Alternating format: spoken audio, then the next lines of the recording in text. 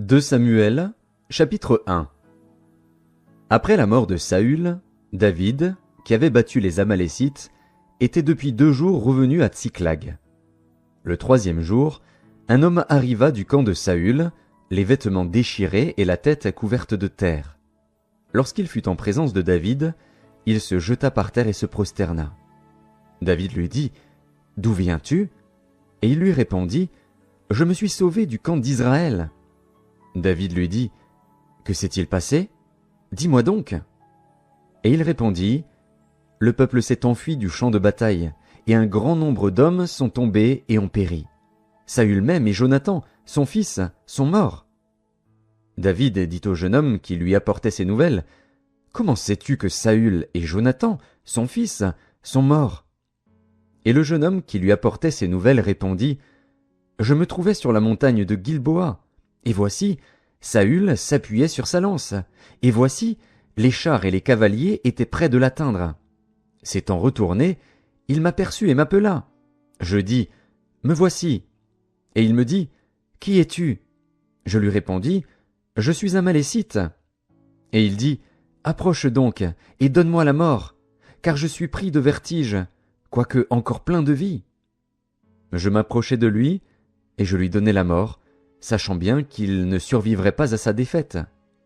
J'ai enlevé le diadème qui était sur sa tête et le bracelet qu'il avait au bras, et je les apporte ici à mon seigneur. David saisit ses vêtements et les déchira, et tous les hommes qui étaient auprès de lui firent de même. Ils furent dans le deuil, pleurèrent et jeûnèrent jusqu'au soir, à cause de Saül, de Jonathan, son fils, du peuple de l'Éternel, et de la maison d'Israël, parce qu'ils étaient tombés par l'épée. David dit au jeune homme qui lui avait apporté ces nouvelles, « D'où es-tu » Et il répondit, « Je suis le fils d'un étranger, d'un Amalécite. » David lui dit, « Comment n'as-tu pas craint de porter la main sur l'oint de l'Éternel et de lui donner la mort ?» Et David appela l'un de ses gens et dit, « Approche, et tue-le. » Cet homme frappa l'Amalécite, qui mourut. Et David lui dit, « Que ton sang retombe sur ta tête, car ta bouche a déposé contre toi, puisque tu as dit, j'ai donné la mort à l'oint de l'Éternel. » Voici le cantique funèbre que David composa sur Saül et sur Jonathan, son fils, et qu'il ordonna d'enseigner aux enfants de Juda. C'est le cantique de l'arc. Il est écrit dans le livre du juste. « L'élite d'Israël a succombé sur tes collines. Comment des héros sont-ils tombés? Ne l'annoncez point dans Gath, n'en publiez point la nouvelle dans les rues d'Ascalon, de peur que les filles des Philistins ne se réjouissent, de peur que les filles des incirconcis ne triomphent. Montagne de Gilboa, qu'il n'y ait sur vous ni rosée ni pluie, ni champs qui donnent des prémices pour les offrandes. Car là ont été jetés les boucliers des héros, le bouclier de Saül. L'huile a cessé de les oindre. Devant le sang des blessés, devant la graisse des plus vaillants, l'arc de Jonathan n'a jamais reculé, et l'épée de Saül ne retournait point à vide. Saül et Jonathan, aimables et chéris pendant leur vie, n'ont point été séparés dans leur mort. Ils étaient plus légers que les aigles, ils étaient plus forts que les lions. Filles d'Israël, pleurez sur Saül, qui vous revêtait magnifiquement de cramoisis, qui mettait des ornements d'or sur vos habits. Comment des héros sont-ils tombés au milieu du combat? Comment Jonathan a-t-il succombé sur tes collines? Je suis dans la douleur à cause de toi, Jonathan, mon frère. Tu faisais tout mon plaisir. Ton amour pour moi était admirable, au-dessus de l'amour des femmes. Comment des héros sont-ils tombés? Comment leurs armes se sont-elles perdues? Chapitre 2. Après cela, David consulta l'Éternel en disant, « Monterai-je dans une des villes de Juda ?» L'Éternel lui répondit, « Monte. » David dit, « Où monterai-je » Et l'Éternel répondit, « À Hébron. » David y monta, avec ses 2 femmes, Akinoam de Jizréel et Abigaïl de Carmel, femme de Nabal. David fit aussi monter les gens qui étaient auprès de lui, chacun avec sa maison, et ils habitèrent dans les villes d'Hébron. Les hommes de Juda vinrent, et là ils oignirent David pour roi sur la maison de Juda. On informa David que c'étaient les gens de Jabès, en Galaad, qui avaient enterré Saül. David envoya des messagers aux gens de Jabès, en Galaad, pour leur dire « Soyez bénis de l'Éternel, puisque vous avez ainsi montré de la bienveillance envers Saül, votre maître, et que vous l'avez enterré. Et maintenant, que l'Éternel use envers vous de bonté et de fidélité. Moi aussi je vous ferai du bien, parce que vous avez agi de la sorte. Que vos mains se fortifient, et soyez de vaillants hommes, car votre maître Saül est mort, et c'est moi que la maison de Juda a oint pour roi sur elle. » Cependant Abner, fils de Ner, chef de l'armée de Saül, prit Ish-Boshet, fils de Saül, et le fit passer à Mahanaïm. Il l'établit roi sur Galaad, sur les Guéshuriens, sur Jizréel, sur Éphraïm, sur Benjamin, sur tout Israël. Ish-Boshet, fils de Saül, était âgé de 40 ans lorsqu'il devint roi d'Israël, et il régna 2 ans. Il n'y eut que la maison de Juda qui resta attachée à David. Le temps pendant lequel David régna à Hébron, sur la maison de Juda, fut de 7 ans et 6 mois. Abner, fils de Ner, et les gens d'Ish-Boshet, fils de Saül, sortirent de Mahanaïm pour marcher sur Gabaon. Joab, fils de Tseruja, et les gens de David, se mirent aussi en marche. Ils se rencontrèrent près de l'étang de Gabaon, et ils s'arrêtèrent les uns en deçà de l'étang, et les autres au-delà. Abner dit à Joab, « Que ces jeunes gens se lèvent, et qu'ils se battent devant nous. » Joab répondit, « Qu'ils se lèvent. » Ils se levèrent et s'avancèrent en nombre égal, 12 pour Benjamin et pour Ish-Boshet, fils de Saül, et 12 des gens de David. Chacun saisissant son adversaire par la tête, lui enfonça son épée dans le flanc, et ils tombèrent tous ensemble. Et l'on donna à ce lieu, qui est près de Gabaon, le nom de Helkat Hatsurim. Il y eut en ce jour un combat très rude, dans lequel Abner et les hommes d'Israël furent battus par les gens de David. Là se trouvaient les 3 fils de Tseruja, Joab, Abishai et Asaël. Asaël avait les pieds légers comme une gazelle des champs. Il poursuivit Abner, sans se détourner de lui pour aller à droite ou à gauche. Abner regarda derrière lui et dit, « Est-ce toi, Asaël ?» Et il répondit, « C'est moi. » Abner lui dit, « Tire à droite ou à gauche, saisis-toi de l'un de ces jeunes gens et prends sa dépouille. » Mais Asaël ne voulut point se détourner de lui. Abner dit encore à Asaël, « Détourne-toi de moi. Pourquoi te frapperais-je et t'abattrais-je en terre? Comment ensuite lèverais-je le visage devant ton frère Joab ?» Et Asaël refusa de se détourner. Sur quoi Abner le frappa au ventre avec l'extrémité inférieure de sa lance, et la lance sortit par derrière. Il tomba et mourut sur place. Tous ceux qui arrivaient au lieu où Asaël était tombé mort s'y arrêtaient. Joab et Abishai poursuivirent Abner, et le soleil se couchait quand ils arrivèrent au coteau d'Amma, qui est en face de Guiar, sur le chemin du désert de Gabaon. Les fils de Benjamin se rallièrent à la suite d'Abner et formèrent un corps, et ils s'arrêtèrent au sommet d'une colline. Abner appela Joab et dit, « L'épée dévorera-t-elle toujours? Ne sais-tu pas qu'il y aura de l'amertume à la fin? Jusque à quand tarderas-tu à dire au peuple de ne plus poursuivre ses frères? » Joab répondit, « Dieu est vivant. Si tu n'eusses parlé, le peuple n'aurait pas cessé avant le matin de poursuivre ses frères. » Et Joab sonna de la trompette, et tout le peuple s'arrêta. Ils ne poursuivirent plus Israël, et ils ne continuèrent pas à se battre. Abner et ses gens marchèrent toute la nuit dans la plaine. Ils passèrent le Jourdain, traversèrent en entier le Bitron, et arrivèrent à Mahanaïm.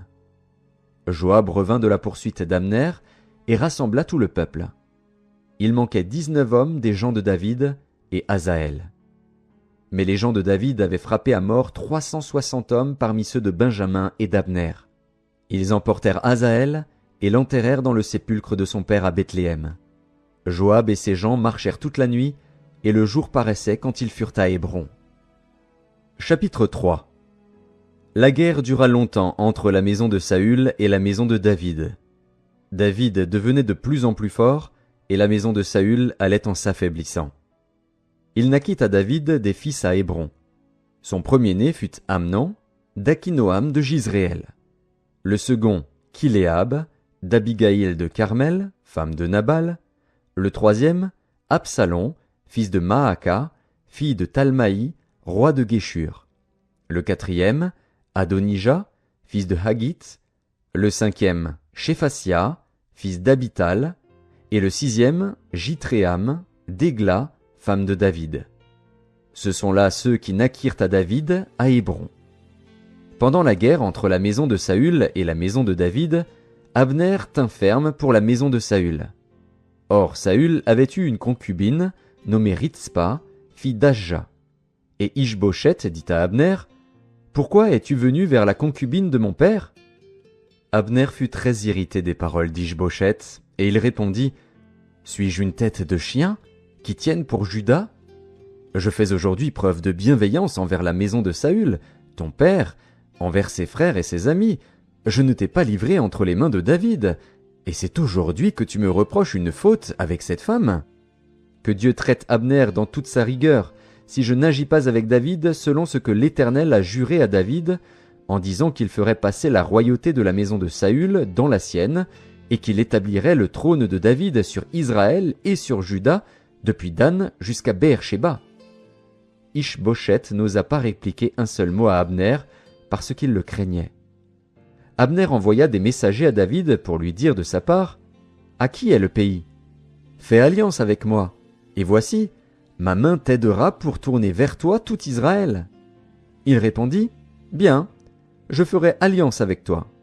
Mais je te demande une chose, c'est que tu ne vois point ma face, à moins que tu n'amènes d'abord Michal, fille de Saül, en venant auprès de moi. » Et David envoya des messagers à Ish-Boshet, fils de Saül, pour lui dire, « Donne-moi ma femme Michal, que j'ai fiancée pour 100 prépuces de Philistins. » Ish-Boshet la fit prendre chez son mari Paltiel, fils de Laïch. Et son mari la suivit en pleurant jusqu'à Bachurim. Alors Abner lui dit, « Va, retourne-t'en. » Et il s'en retourna. Abner eut un entretien avec les anciens d'Israël, et leur dit, « Vous désiriez autrefois d'avoir David pour roi. Établissez-le maintenant, car l'Éternel a dit de lui, « C'est par David, mon serviteur, que je délivrerai mon peuple d'Israël de la main des Philistins et de la main de tous ses ennemis. » Abner parla aussi à Benjamin, et il alla rapporter aux oreilles de David à Hébron ce qu'avait résolu Israël et toute la maison de Benjamin. Il arriva auprès de David à Hébron, accompagné de 20 hommes. Et David fit un festin à Abner et à ceux qui étaient avec lui. Abner dit à David, « Je me lèverai, et je partirai pour rassembler tout Israël vers mon seigneur le roi. Ils feront alliance avec toi, et tu régneras entièrement selon ton désir. » David renvoya Abner, qui s'en alla en paix. Voici, Joab et les gens de David revinrent d'une excursion et amenèrent avec eux un grand butin. Abner n'était plus auprès de David à Hébron, car David l'avait renvoyé, et il s'en était allé en paix. Lorsque Joab et toute sa troupe arrivèrent, on fit à Joab ce rapport. Abner, fils de Ner, est venu auprès du roi, qui l'a renvoyé, et il s'en est allé en paix. Joab se rendit chez le roi, et dit, « Qu'as-tu fait ? Voici, Abner est venu vers toi. Pourquoi l'as-tu renvoyé et laissé partir ? Tu connais Abner, fils de Ner. C'est pour te tromper qu'il est venu, pour épier tes démarches, et pour savoir tout ce que tu fais. » Et Joab, après avoir quitté David, envoya sur les traces d'Abner des messagers qui le ramenèrent depuis la citerne de Sira. David n'en savait rien. Lorsqu'Abner fut de retour à Hébron, Joab le tira à l'écart au milieu de la porte, comme pour lui parler en secret, et là il le frappa au ventre et le tua, pour venger la mort d'Asaël, son frère. David l'apprit ensuite, et il dit, « Je suis à jamais innocent devant l'Éternel du sang d'Abner, fils de Ner, et mon royaume l'est aussi. Que ce sang retombe sur Joab et sur toute la maison de son père. Qu'il y ait toujours quelqu'un dans la maison de Joab qui soit atteint d'un flux ou de la lèpre, ou qui s'appuie sur un bâton, ou qui tombe par l'épée, ou qui manque de pain. » Ainsi Joab et Abishai, son frère, tuèrent Abner, parce qu'il avait donné la mort à Asaël, leur frère, à Gabaon, dans la bataille. David dit à Joab et à tout le peuple qui était avec lui, « Déchirez vos vêtements, saignez-vous de sacs, et pleurez devant Abner. » Et le roi David marcha derrière le cercueil. On enterra Abner à Hébron. Le roi éleva la voix et pleura sur le sépulcre d'Abner, et tout le peuple pleura. Le roi fit une complainte sur Abner et dit, « Abner devait-il mourir comme meurt un criminel ? Tu n'avais ni les mains liées, ni les pieds dans les chaînes. Tu es tombé comme on tombe devant des méchants. » Et tout le peuple pleura de nouveau sur Abner.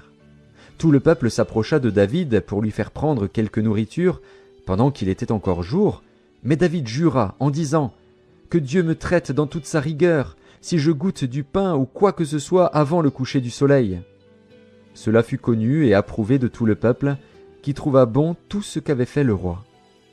Tout le peuple et tout Israël comprirent en ce jour que ce n'était pas par ordre du roi qu'Abner, fils de Ner, avait été tué. Le roi dit à ses serviteurs, « Ne savez-vous pas qu'un chef, qu'un grand homme, est tombé aujourd'hui en Israël? Je suis encore faible, quoique j'ai reçu l'onction royale. Et ces gens, les fils de Tseruja, sont trop puissants pour moi. Que l'Éternel rende selon sa méchanceté à celui qui fait le mal. » Chapitre 4. Lorsque le fils de Saül apprit qu'Abner était mort à Hébron, ses mains restèrent sans force, et tout Israël fut dans l'épouvante. Le fils de Saül avait 2 chefs de bande, dont l'un s'appelait Baana et l'autre Récab. Ils étaient fils de Rimon, de Béhéroth, d'entre les fils de Benjamin. Car Béhéroth était regardé comme faisant partie de Benjamin, et les Béhérothiens s'étaient enfuis à Gitaïm, où ils ont habité jusqu'à ce jour. Jonathan, fils de Saül, avait un fils perclus des pieds, et âgé de 5 ans lorsqu'arriva de Jizréel la nouvelle de la mort de Saül et de Jonathan. Sa nourrice le prit et s'enfuit, et, comme elle précipitait sa fuite, il tomba et resta boiteux. Son nom était Méphibosheth. Or les fils de Rimon de Béhéroth, Récab et Baana, se rendirent pendant la chaleur du jour à la maison d'Ish-Bosheth, qui était couché pour son repos de midi. Ils pénétrèrent jusqu'au milieu de la maison, comme pour prendre du froment, et ils le frappèrent au ventre. Puis Récab et Baana, son frère, se sauvèrent. Ils entrèrent donc dans la maison pendant qu'il reposait sur son lit dans sa chambre à coucher. Ils le frappèrent et le firent mourir, et ils lui coupèrent la tête. Ils prirent sa tête, et ils marchèrent toute la nuit au travers de la plaine. Ils apportèrent la tête d'Ish-Bosheth à David dans Hébron, et ils dirent au roi, « Voici la tête d'Ish-Bosheth, fils de Saül, ton ennemi, qui en voulait à ta vie.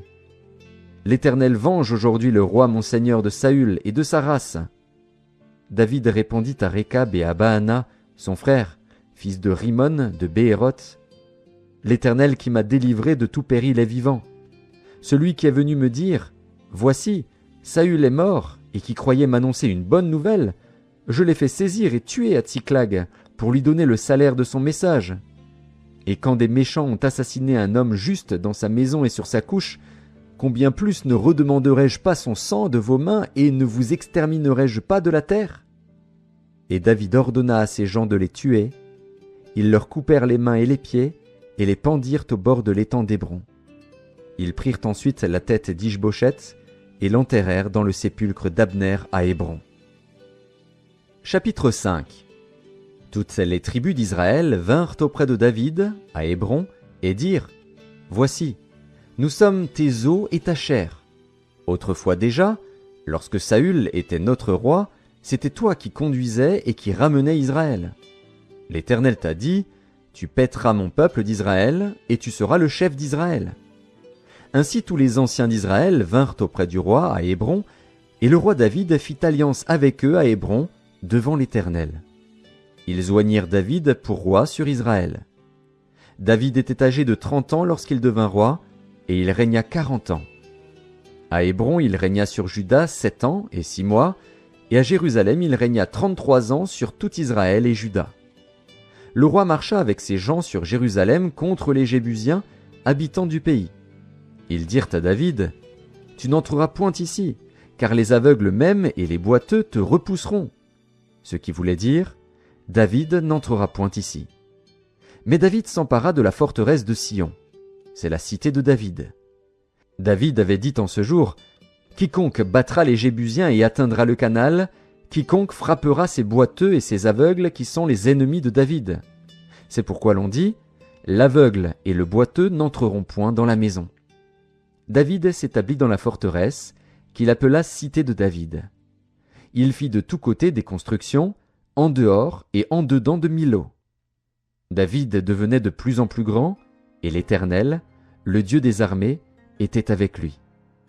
Hiram, roi de Tyr, envoya des messagers à David, et du bois de cèdre, et des charpentiers et des tailleurs de pierre, qui bâtirent une maison pour David. David reconnut que l'Éternel l'affermissait comme roi d'Israël, et qu'il élevait son royaume à cause de son peuple d'Israël. David prit encore des concubines et des femmes de Jérusalem, après qu'il fut venu d'Hébron, et il lui naquit encore des fils et des filles. Voici les noms de ceux qui lui naquirent à Jérusalem: Shammua, Shobab, Nathan, Salomon, Jibar, Élishua, Népheg, Japhia, Élishama, Eliada et Éliphélet. Les Philistins apprirent qu'on avait oint David pour roi sur Israël, et ils montèrent tous à sa recherche. David, qui en fut informé, descendit à la forteresse. Les Philistins arrivèrent et se répandirent dans la vallée des Réphaïm. David consulta l'Éternel en disant: Monterai-je contre les Philistins? Les livreras-tu entre mes mains? Et l'Éternel dit à David: Monte, car je livrerai les Philistins entre tes mains. David vint à Baal-Pératsim, où il les battit. Puis il dit: L'Éternel a dispersé mes ennemis devant moi, comme des eaux qui s'écoulent. C'est pourquoi l'on a donné à ce lieu le nom de Baal-Pératsim. Ils laissèrent là leurs idoles, et David et ses gens les emportèrent. Les Philistins montèrent de nouveau, et se répandirent dans la vallée des Réphaïm.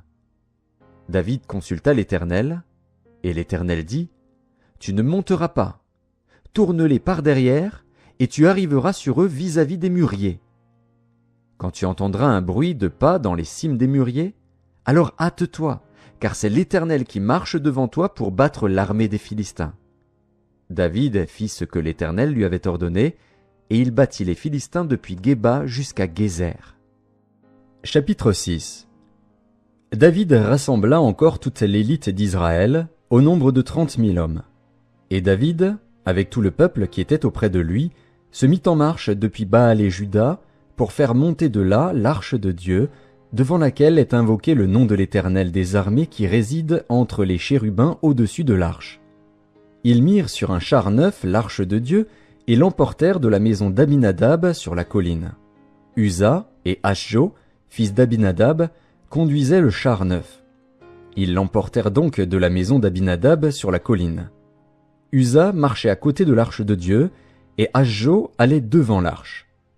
David et toute la maison d'Israël jouaient devant l'Éternel de toutes sortes d'instruments de bois de cyprès, des harpes, des luths, des tambourins, des sistres et des cymbales. Lorsqu'ils furent arrivés à l'ère de Nakon, Uza étendit la main vers l'arche de Dieu et la saisit, parce que les bœufs la faisaient pencher. La colère de l'Éternel s'enflamma contre Uza, et Dieu le frappa sur place à cause de sa faute. Uza mourut là, près de l'arche de Dieu. David fut irrité de ce que l'Éternel avait frappé Uza d'un tel châtiment, et ce lieu a été appelé jusqu'à ce jour Péretz Uza. David eut peur de l'Éternel en ce jour-là, et il dit: Comment l'arche de l'Éternel entrerait-elle chez moi? Il ne voulut pas retirer l'arche de l'Éternel chez lui dans la cité de David, et il la fit conduire dans la maison d'Obed-Édom de Gath. L'arche de l'Éternel resta 3 mois dans la maison d'Obed-Édom de Gath, et l'Éternel bénit Obed-Édom et toute sa maison. On vint dire au roi David: L'Éternel a béni la maison d'Obed-Édom et tout ce qui est à lui, à cause de l'arche de Dieu. Et David se mit en route, et il fit monter l'arche de Dieu depuis la maison d'Obed-Édom jusqu'à la cité de David, au milieu des réjouissances. Quand ceux qui portaient l'arche de l'Éternel eurent fait 6 pas, on sacrifia un bœuf et un veau gras. David dansait de toute sa force devant l'Éternel, et il était ceint d'un éphod de lin.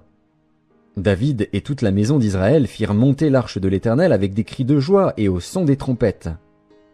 Comme l'arche de l'Éternel entrait dans la cité de David, Michal, fille de Saül, regardait par la fenêtre, et, voyant le roi David sauter et danser devant l'Éternel, elle le méprisa dans son cœur. Après qu'on eut amené l'arche de l'Éternel, on la mit à sa place au milieu de la tente que David avait dressée pour elle. Et David offrit devant l'Éternel des holocaustes et des sacrifices d'action de grâce. Quand David eut achevé d'offrir les holocaustes et les sacrifices d'action de grâce, il bénit le peuple au nom de l'Éternel des armées. Puis il distribua à tout le peuple, à toute la multitude d'Israël, hommes et femmes, à chacun un pain, une portion de viande et un gâteau de raisin. Et tout le peuple s'en alla, chacun dans sa maison. David s'en retourna pour bénir sa maison, et Michal, fille de Saül, sortit à sa rencontre. Elle dit: « Quel honneur aujourd'hui pour le roi d'Israël de s'être découvert aux yeux des servantes de ses serviteurs, comme se découvrirait un homme de rien. » David répondit à Michal: « C'est devant l'Éternel, qui m'a choisi de préférence à ton père et à toute sa maison pour m'établir chef sur le peuple de l'Éternel, sur Israël, c'est devant l'Éternel que j'ai dansé. Je veux paraître encore plus vil que cela et m'abaisser à mes propres yeux. Néanmoins je serai en honneur auprès des servantes dont tu parles. » Or Michal, fille de Saül, n'eut point d'enfant jusqu'au jour de sa mort. Chapitre 7. Lorsque le roi habita dans sa maison, et que l'Éternel lui eut donné du repos, après l'avoir délivré de tous les ennemis qui l'entouraient, il dit à Nathan le prophète: « Vois donc, j'habite dans une maison de cèdre, et l'arche de Dieu habite au milieu d'une tente. » Nathan répondit au roi: « Va, fais tout ce que tu as dans le cœur, car l'Éternel est avec toi. » La nuit suivante, la parole de l'Éternel fut adressée à Nathan. « Va dire à mon serviteur David: Ainsi parle l'Éternel, est-ce toi qui me bâtirais une maison pour que j'en fasse ma demeure? Mais je n'ai point habité dans une maison depuis le jour où j'ai fait monter les enfants d'Israël hors d'Égypte jusqu'à ce jour. J'ai voyagé sous une tente et dans un tabernacle. Partout où j'ai marché avec tous les enfants d'Israël, ai-je dit un mot à quelqu'une des tribus d'Israël à qui j'avais ordonné de paître mon peuple d'Israël? Ai-je dit: Pourquoi ne me bâtissez-vous pas une maison de cèdre? Maintenant tu diras à mon serviteur David: Ainsi parle l'Éternel des armées, je t'ai pris au pâturage, derrière les brebis, pour que tu fusses chef sur mon peuple, sur Israël. J'ai été avec toi partout où tu as marché. J'ai exterminé tous tes ennemis devant toi, et j'ai rendu ton nom grand comme le nom des grands qui sont sur la terre.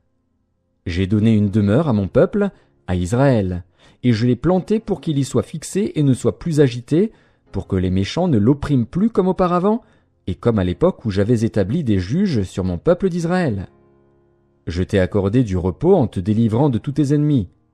Et l'Éternel t'annonce qu'il te créera une maison. Quand tes jours seront accomplis et que tu seras couché avec tes pères, j'élèverai ta postérité après toi, celui qui sera sorti de tes entrailles, et j'affermirai son règne. Ce sera lui qui bâtira une maison à mon nom, et j'affermirai pour toujours le trône de son royaume. Je serai pour lui un père, et il sera pour moi un fils. S'il fait le mal, je le châtierai avec la verge des hommes et avec les coups des enfants des hommes. Mais ma grâce ne se retirera point de lui, comme je l'ai retiré de Saül, que j'ai rejeté devant toi. Ta maison et ton règne seront pour toujours assurés, ton trône sera pour toujours affermi. » Nathan rapporta à David toutes ces paroles et toute cette vision. Et le roi David alla se présenter devant l'Éternel, et dit: « Qui suis-je, Seigneur Éternel? Et quelle est ma maison, pour que tu m'aies fait parvenir où je suis? C'est encore peu de choses à tes yeux, Seigneur Éternel. Tu parles aussi de la maison de ton serviteur pour les temps à venir, et tu daignes instruire un homme de ces choses, Seigneur Éternel. Que pourrait te dire de plus David? Tu connais ton serviteur, Seigneur Éternel. À cause de ta parole, et selon ton cœur, tu as fait toutes ces grandes choses pour les révéler à ton serviteur. Que tu es donc grand, Éternel Dieu, car nul n'est semblable à toi, et il n'y a point d'autre Dieu que toi, d'après tout ce que nous avons entendu de nos oreilles. Est-il sur la terre une seule nation qui soit comme ton peuple, comme Israël, que Dieu est venu racheter pour en former son peuple, pour se faire un nom et pour accomplir en sa faveur, en faveur de ton pays, des miracles et des prodiges, en chassant devant ton peuple, que tu as racheté d'Égypte, des nations et leurs dieux? Tu as affermi ton peuple d'Israël, pour qu'il fût ton peuple à toujours. Et toi, Éternel, tu es devenu son Dieu. Maintenant, Éternel Dieu, fais subsister jusque dans l'éternité la parole que tu as prononcée sur ton serviteur et sur sa maison, et agis selon ta parole. Que ton nom soit jamais glorifié, et que l'on dise « L'Éternel des armées est le Dieu d'Israël », et que la maison de ton serviteur David soit affermie devant toi. Car toi-même, Éternel des armées, Dieu d'Israël, tu t'es révélé à ton serviteur en disant « Je te fonderai une maison ». C'est pourquoi ton serviteur a pris courage pour t'adresser cette prière. Maintenant, Seigneur éternel, tu es Dieu, et tes paroles sont vérité, et tu as annoncé cette grâce à ton serviteur. Veuille donc bénir la maison de ton serviteur, afin qu'elle subsiste à toujours devant toi. Car c'est toi, Seigneur éternel, qui as parlé, et par ta bénédiction la maison de ton serviteur sera bénie éternellement. Chapitre 8. Après cela, David battit les Philistins et les humilia, et il enleva de la main des Philistins les rênes de leur capitale. Il battit les Moabites, et il les mesura avec un cordeau, en les faisant coucher par terre. Il en mesura 2 cordeaux pour les livrer à la mort, et un plein cordeau pour leur laisser la vie. Et les Moabites furent assujettis à David, et lui payèrent un tribut. David battit Hadadézer, fils de Rehob, roi de Tsoba, lorsqu'il alla rétablir sa domination sur le fleuve de l'Euphrate. David lui prit 1700 cavaliers et 20 000 hommes de pied. Il coupa les jarrets à tous les chevaux de trait et ne conserva que 100 attelages. Les Syriens de Damas vinrent au secours d'Hadadézer, roi de Tsoba, et David battit 22 000 Syriens. David mit des garnisons dans la Syrie de Damas. Et les Syriens furent assujettis à David et lui payèrent un tribut. L'Éternel protégeait David partout où il allait. Et David prit les boucliers d'or qu'avaient les serviteurs d'Hadadézer et les apporta à Jérusalem. Le roi David prit encore une grande quantité d'airain à Béthar et à Bérotaï, ville d'Hadadézer. Toi, roi de Hamath, apprit que David avait battu toute l'armée d'Hadadézer, et il envoya Joram, son fils, vers le roi David pour le saluer et pour le féliciter d'avoir attaqué Hadadézer et de l'avoir battu, car Toi était en guerre avec Hadadézer. Joram apporta des vases d'argent, des vases d'or et des vases d'airain. Le roi David les consacra à l'Éternel, comme il avait déjà consacré l'argent et l'or pris sur toutes les nations qu'il avait vaincues, sur la Syrie, sur Moab, sur les fils d'Ammon, sur les Philistins, sur Amalek, et sur le butin d'Hadadézer, fils de Rehob, roi de Tsoba. Au retour de sa victoire sur les Syriens, David se fit encore un nom, en battant dans la vallée du sel 18 000 Édomites. Il mit des garnisons dans Édom, il mit des garnisons dans tout Édom, et tout Édom fut assujetti à David. L'Éternel protégeait David partout où il allait. David régna sur Israël, et il faisait droit et justice à tout son peuple. Joab, fils de Tseruja, commandait l'armée. Josaphat, fils d'Achilud, était archiviste. Tsadok, fils d'Akitub, et Achimélec, fils d'Abiatar, était sacrificateur. Séraja était secrétaire. Benaja, fils de Jéhojada, était chef des Kérésiens et des Pélétiens. Et les fils de David étaient ministres d'État. Chapitre 9. David dit: Reste-t-il encore quelqu'un de la maison de Saül pour que je lui fasse du bien à cause de Jonathan? Il y avait un serviteur de la maison de Saül, nommé Tsiba, que l'on fit venir auprès de David. Le roi lui dit: Es-tu Tsiba? Et il répondit: Ton serviteur. Le roi dit: N'y a-t-il plus personne de la maison de Saül pour que j'use envers lui de la bonté de Dieu? Et Tsiba répondit au roi: Il y a encore un fils de Jonathan, perclus des pieds. Le roi lui dit: Où est-il? Et Tsiba répondit au roi: Il est dans la maison de Makir, fils d'Amiel, à Lo-debar. Le roi David l'envoya chercher dans la maison de Makir, fils d'Amiel, à Lo-debar. Et Méphibosheth, fils de Jonathan, fils de Saül, vint auprès de David, tomba sur sa face et se prosterna. David dit: Méphibosheth. Et il répondit: Voici ton serviteur. David lui dit: Ne crains point, car je veux te faire du bien à cause de Jonathan, ton père. je te rendrai toutes les terres de Saül, ton père, et tu mangeras toujours à ma table. » Il se prosterna et dit, « Qu'est ton serviteur, pour que tu regardes un chien mort, tel que moi ?» Le roi appela Tsiba, serviteur de Saül, et lui dit, « Je donne au fils de ton maître tout ce qui appartenait à Saül et à toute sa maison. Tu cultiveras pour lui les terres, toi, tes fils et tes serviteurs, et tu feras les récoltes, afin que le fils de ton maître ait du pain à manger. Et Méphibosheth, fils de ton maître, mangera toujours à ma table. » Or Tsiba avait 15 fils et 20 serviteurs. Il dit au roi, « Ton serviteur fera tout ce que le roi mon seigneur ordonne à son serviteur. » Et Méphibosheth mangea à la table de David comme l'un des fils du roi. Méphibosheth avait un jeune fils, nommé Mika, et tous ceux qui demeuraient dans la maison de Tsiba étaient serviteurs de Méphibosheth. Méphibosheth habitait à Jérusalem, car il mangeait toujours à la table du roi. Il était boiteux des 2 pieds. Chapitre 10. Après cela, le roi des fils d'Ammon mourut, et Hanun, son fils, régna à sa place. David dit, « Je montrerai de la bienveillance à Hanun, fils de Nakash, comme son père en a montré à mon égard. » Et David envoya ses serviteurs pour le consoler au sujet de son père. Lorsque les serviteurs de David arrivèrent dans le pays des fils d'Ammon, les chefs des fils d'Ammon dirent à Hanun, leur maître, « Penses-tu que ce soit pour honorer ton père que David t'envoie des consolateurs? N'est-ce pas pour reconnaître et explorer la ville et pour la détruire qu'il envoie ses serviteurs auprès de toi? » Alors Hanun saisit les serviteurs de David, leur fit raser la moitié de la barbe et fit couper leurs habits par le milieu jusqu'au haut des cuisses. Puis il les congédia.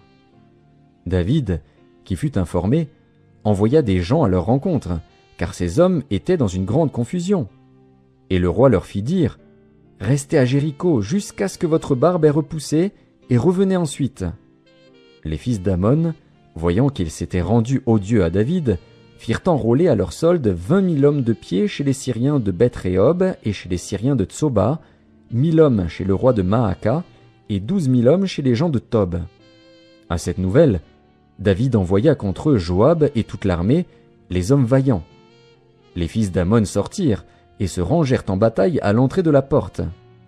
Les Syriens de Tsoba et de Rehob, et les hommes de Tob et de Maaka, étaient à part dans la campagne.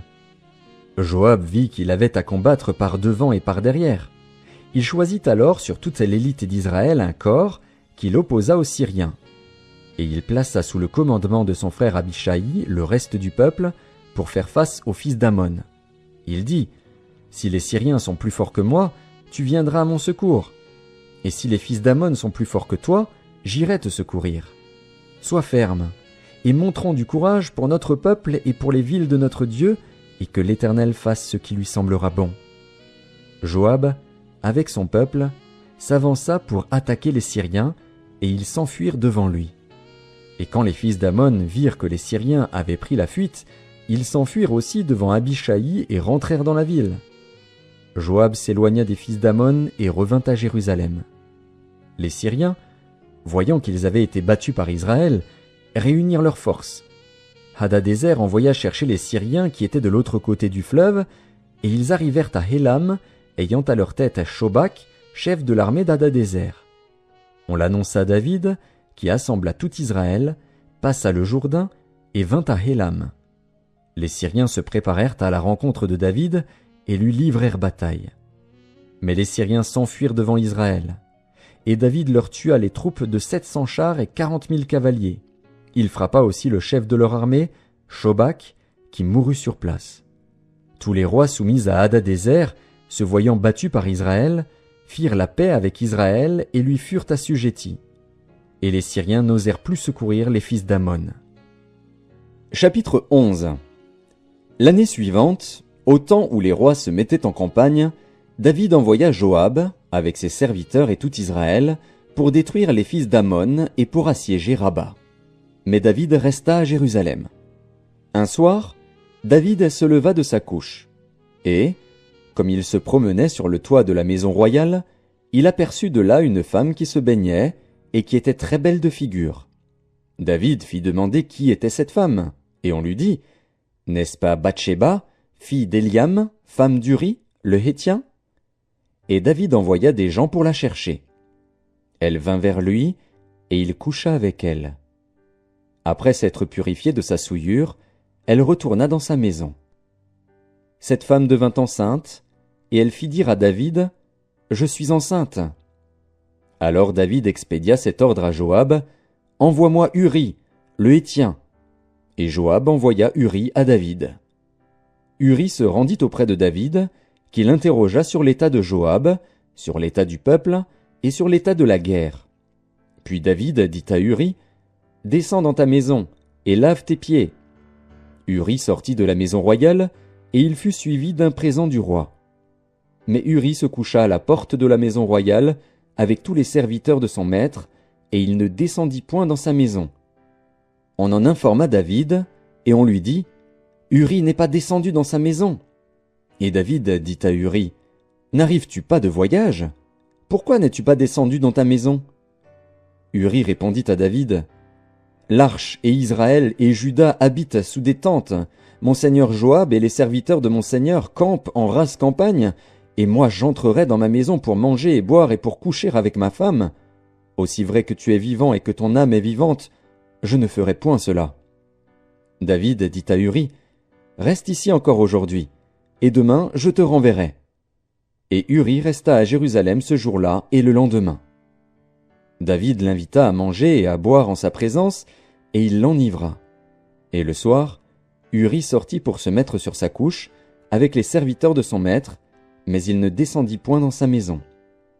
Le lendemain matin, David écrivit une lettre à Joab et l'envoya par la main d'Uri. Il écrivit dans cette lettre, « Placez Uri au plus fort du combat, et retirez-vous de lui, afin qu'il soit frappé et qu'il meure. » Joab, en assiégeant la ville, plaça Uri à l'endroit qu'il savait défendu par de vaillants soldats. Les hommes de la ville firent une sortie et se battirent contre Joab. Plusieurs tombèrent parmi le peuple, parmi les serviteurs de David, et Uri, le Héthien, fut aussi tué. Joab envoya un messager pour faire rapport à David de tout ce qui s'était passé dans le combat. Il donna cet ordre au messager, « Quand tu auras achevé de raconter au roi tous les détails du combat, peut-être se mettra-t-il en fureur et te dira-t-il, « Pourquoi vous êtes-vous approchés de la ville pour combattre? Ne savez-vous pas qu'on lance des traits du haut de la muraille? Qui a tué Abimélec, fils de Jérubéchet? N'est-ce pas une femme qui lança sur lui du haut de la muraille un morceau de meule de moulin, et n'en est-il pas mort à Thébets? Pourquoi vous êtes-vous approchés de la muraille? Alors tu diras, ton serviteur Uri, le Héthien, est mort aussi. » Le messager partit, et, à son arrivée, il fit rapport à David de tout ce que Joab lui avait ordonné. Le messager dit à David, « Ces gens ont eu sur nous l'avantage. Ils avaient fait une sortie contre nous dans les champs, et nous les avons repoussés jusqu'à l'entrée de la porte. Les archers ont tiré du haut de la muraille sur tes serviteurs, et plusieurs des serviteurs du roi ont été tués, et ton serviteur Uri, le Héthien, est mort aussi. » David dit au messager, « Voici ce que tu diras à Joab. Ne sois point peiné de cette affaire, car l'épée dévore tantôt l'un, tantôt l'autre. Attaque vigoureusement la ville et renverse-la. Et toi, encourage-le. » La femme d'Uri apprit que son mari était mort, et elle pleura son mari. Quand le deuil fut passé, David l'envoya chercher et la recueillit dans sa maison. Elle devint sa femme et lui enfanta un fils. Ce que David avait fait déplut à l'Éternel. Chapitre 12.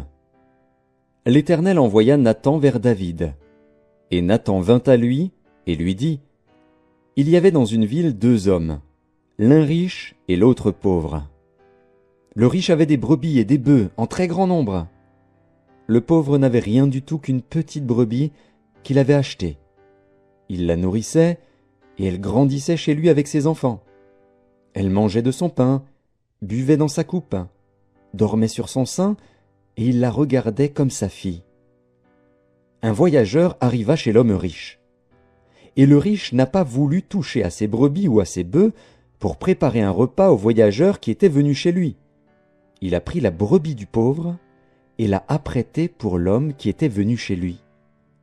La colère de David s'enflamma violemment contre cet homme, et il dit à Nathan, « L'Éternel est vivant, l'homme qui a fait cela mérite la mort, et il rendra 4 brebis pour avoir commis cette action et pour avoir été sans pitié. » Et Nathan dit à David, « Tu es cet homme-là. Ainsi parle l'Éternel, le Dieu d'Israël, je t'ai oint pour roi sur Israël, et je t'ai délivré de la main de Saül. Je t'ai mis en possession de la maison de ton maître. J'ai placé dans ton sein les femmes de ton maître, et je t'ai donné la maison d'Israël et de Juda. Et si cela eût été peu, j'y aurais encore ajouté. Pourquoi donc as-tu méprisé la parole de l'Éternel en faisant ce qui est mal à ses yeux? Tu as frappé de l'épée Uri, le Héthien. Tu as pris sa femme pour en faire ta femme, et lui, tu l'as tué par l'épée des fils d'Ammon. Maintenant, l'épée ne s'éloignera jamais de ta maison, parce que tu m'as méprisé et parce que tu as pris la femme d'Uri, le Héthien, pour en faire ta femme. Ainsi parle l'Éternel, voici, je vais faire sortir de ta maison le malheur contre toi, et je vais prendre sous tes yeux tes propres femmes pour les donner à un autre, qui couchera avec elles à la vue de ce soleil.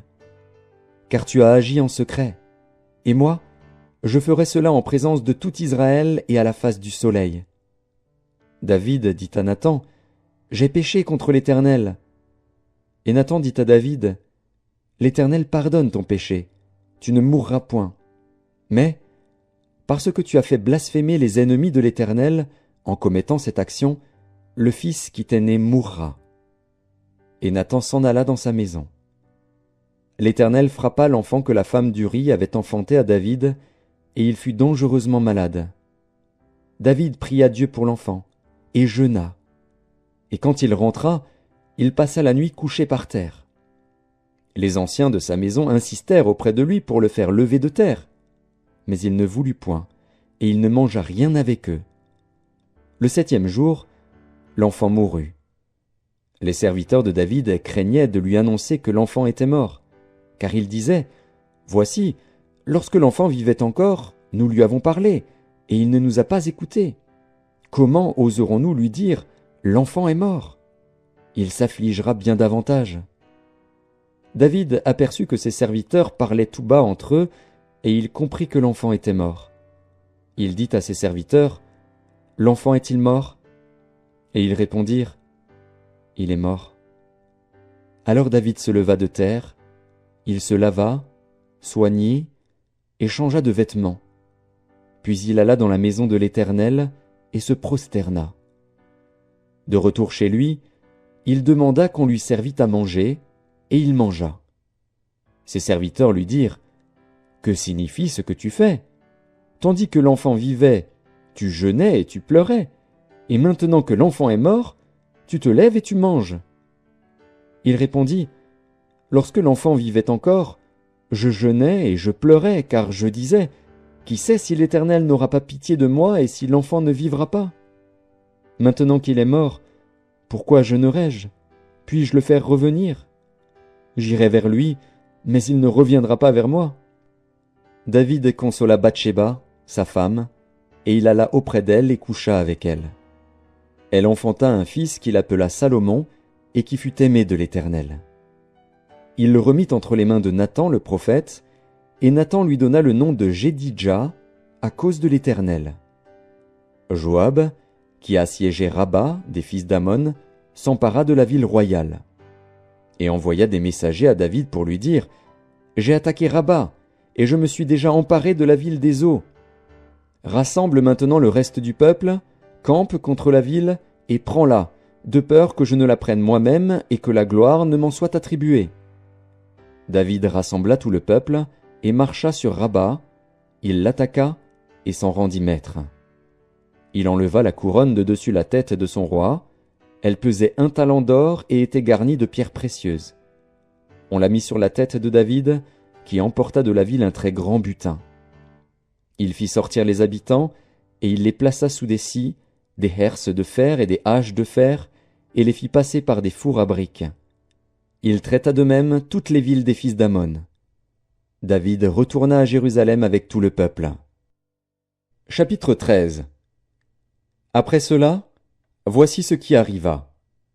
Absalom, fils de David, avait une sœur qui était belle et qui s'appelait Tamar. Et Amnon, fils de David, l'aima. Amnon était tourmenté jusqu'à se rendre malade à cause de Tamar, sa sœur, car elle était vierge, et il paraissait difficile à Amnon de faire sur elle la moindre tentative. Amnon avait un ami, nommé Jonadab, fils de Chiméa, frère de David, et Jonadab était un homme très habile. Il lui dit, « Pourquoi deviens-tu, ainsi chaque matin, plus maigre, toi, fils de roi? Ne veux-tu pas me le dire ?» Amnon lui répondit, « J'aime Tamar, sœur d'Absalom, mon frère. » Jonadab lui dit, « Mets-toi au lit et fais le malade. Quand ton père viendra te voir, tu lui diras, « Permets à Tamar, ma sœur, de venir pour me donner à manger, qu'elle prépare un mets sous mes yeux, afin que je le voie et que je le prenne de sa main. » Amnon se coucha et fit le malade. Le roi vint le voir, et Amnon dit au roi, « Je te prie que Tamar, ma sœur, vienne faire 2 gâteaux sous mes yeux, et que je les mange de sa main. » David envoya dire à Tamar dans l'intérieur des appartements, « Va dans la maison d'Amnon, ton frère, et prépare-lui un mets. » Tamar alla dans la maison d'Amnon, son frère, qui était couché. Elle prit de la pâte, la pétrit, prépara devant lui des gâteaux, et les fit cuire. Prenant ensuite la poêle, elle les versa devant lui. Mais Amnon refusa de manger. Il dit, « Faites sortir tout le monde. » Et tout le monde sortit de chez lui. Alors Amnon dit à Tamar, « Apporte le mets dans la chambre, et que je le mange de ta main. » Tamar prit les gâteaux qu'elle avait faits, et les porta à Amnon, son frère, dans la chambre. Comme elle les lui présentait à manger, il la saisit et lui dit, « Viens, couche avec moi, ma sœur. » Elle lui répondit, « Non, mon frère, ne me déshonore pas, car on n'agit point ainsi en Israël. Ne commets pas cette infamie. Où irai-je, moi, avec ma honte? Et toi, tu serais comme l'un des infâmes en Israël. Maintenant, je te prie, parle au roi, et il ne s'opposera pas à ce que je sois à toi. » Mais il ne voulut pas l'écouter. Il lui fit violence, la déshonora et coucha avec elle. Puis Amnon eut pour elle une forte aversion, plus forte que n'avait été son amour. Et il lui dit, « Lève-toi, va-t'en. » Elle lui répondit, « N'augmente pas, en me chassant, le mal que tu m'as déjà fait. » Il ne voulut pas l'écouter, et appelant le garçon qui le servait, il dit, « Qu'on éloigne de moi cette femme et qu'on la mette dehors, et ferme la porte après elle. » Elle avait une tunique de plusieurs couleurs, car c'était le vêtement que portaient les filles du roi, aussi longtemps qu'elles étaient vierges. Le serviteur d'Amnon la mit dehors, et ferma la porte après elle. Tamar répandit de la cendre sur sa tête, et déchira sa tunique bigarrée. Elle mit la main sur sa tête, et s'en alla en poussant des cris. Absalom, son frère, lui dit, « Amnon, ton frère, a-t-il été avec toi? Maintenant, ma sœur, tais-toi, c'est ton frère. Ne prends pas cette affaire trop à cœur. » Et Tamar, désolée, demeura dans la maison d'Absalom, son frère. Le roi David apprit toutes ces choses, et il fut très irrité. Absalom ne parla ni en bien ni en mal avec Amnon, mais il le prit en haine, parce qu'il avait déshonoré Tamar, sa sœur. 2 ans après, comme Absalom avait les tondeurs à Baal-Hatsor, près d'Éphraïm, il invita tous les fils du roi. Absalom alla vers le roi et dit, « Voici, ton serviteur a les tondeurs, que le roi et ses serviteurs viennent chez ton serviteur. » Et le roi dit à Absalom, « Non, mon fils, nous n'irons pas tous, de peur que nous ne te soyons à charge. » Absalom le pressa, mais le roi ne voulut point aller, et il le bénit. Absalom dit, « Permets du moins à Amnon, mon frère, de venir avec nous. » Le roi lui répondit, « Pourquoi irait-il chez toi? » Sur les instances d'Absalom, le roi laissa aller avec lui Amnon et tous ses fils.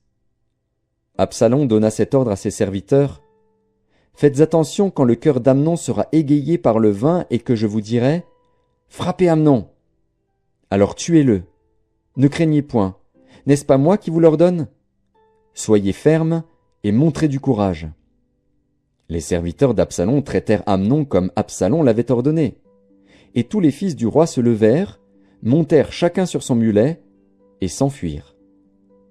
Comme ils étaient en chemin, le bruit parvint à David qu'Absalom avait tué tous les fils du roi, et qu'il n'en était pas resté un seul.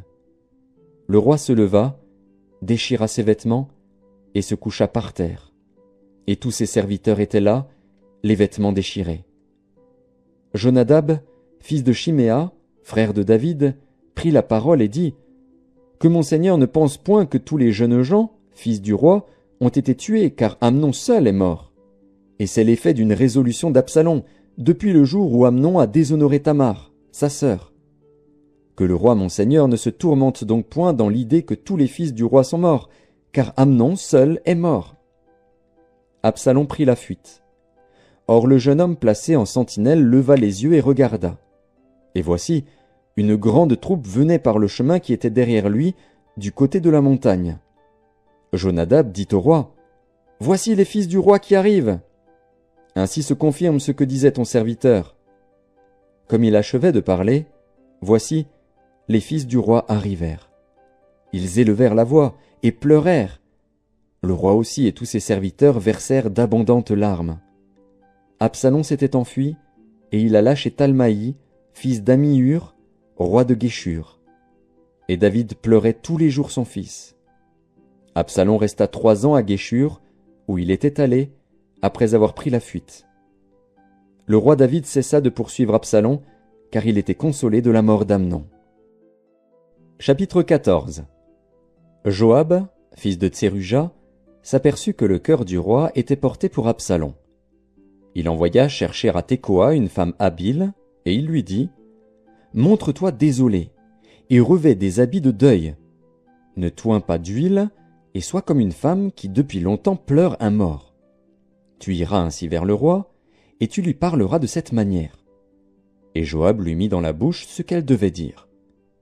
La femme de Tekoa alla parler au roi. Elle tomba la face contre terre et se prosterna, et elle dit « Ô roi, sauve-moi !» Le roi lui dit « Qu'as-tu » Elle répondit « Oui, je suis veuve, mon mari est mort. Ta servante avait 2 fils.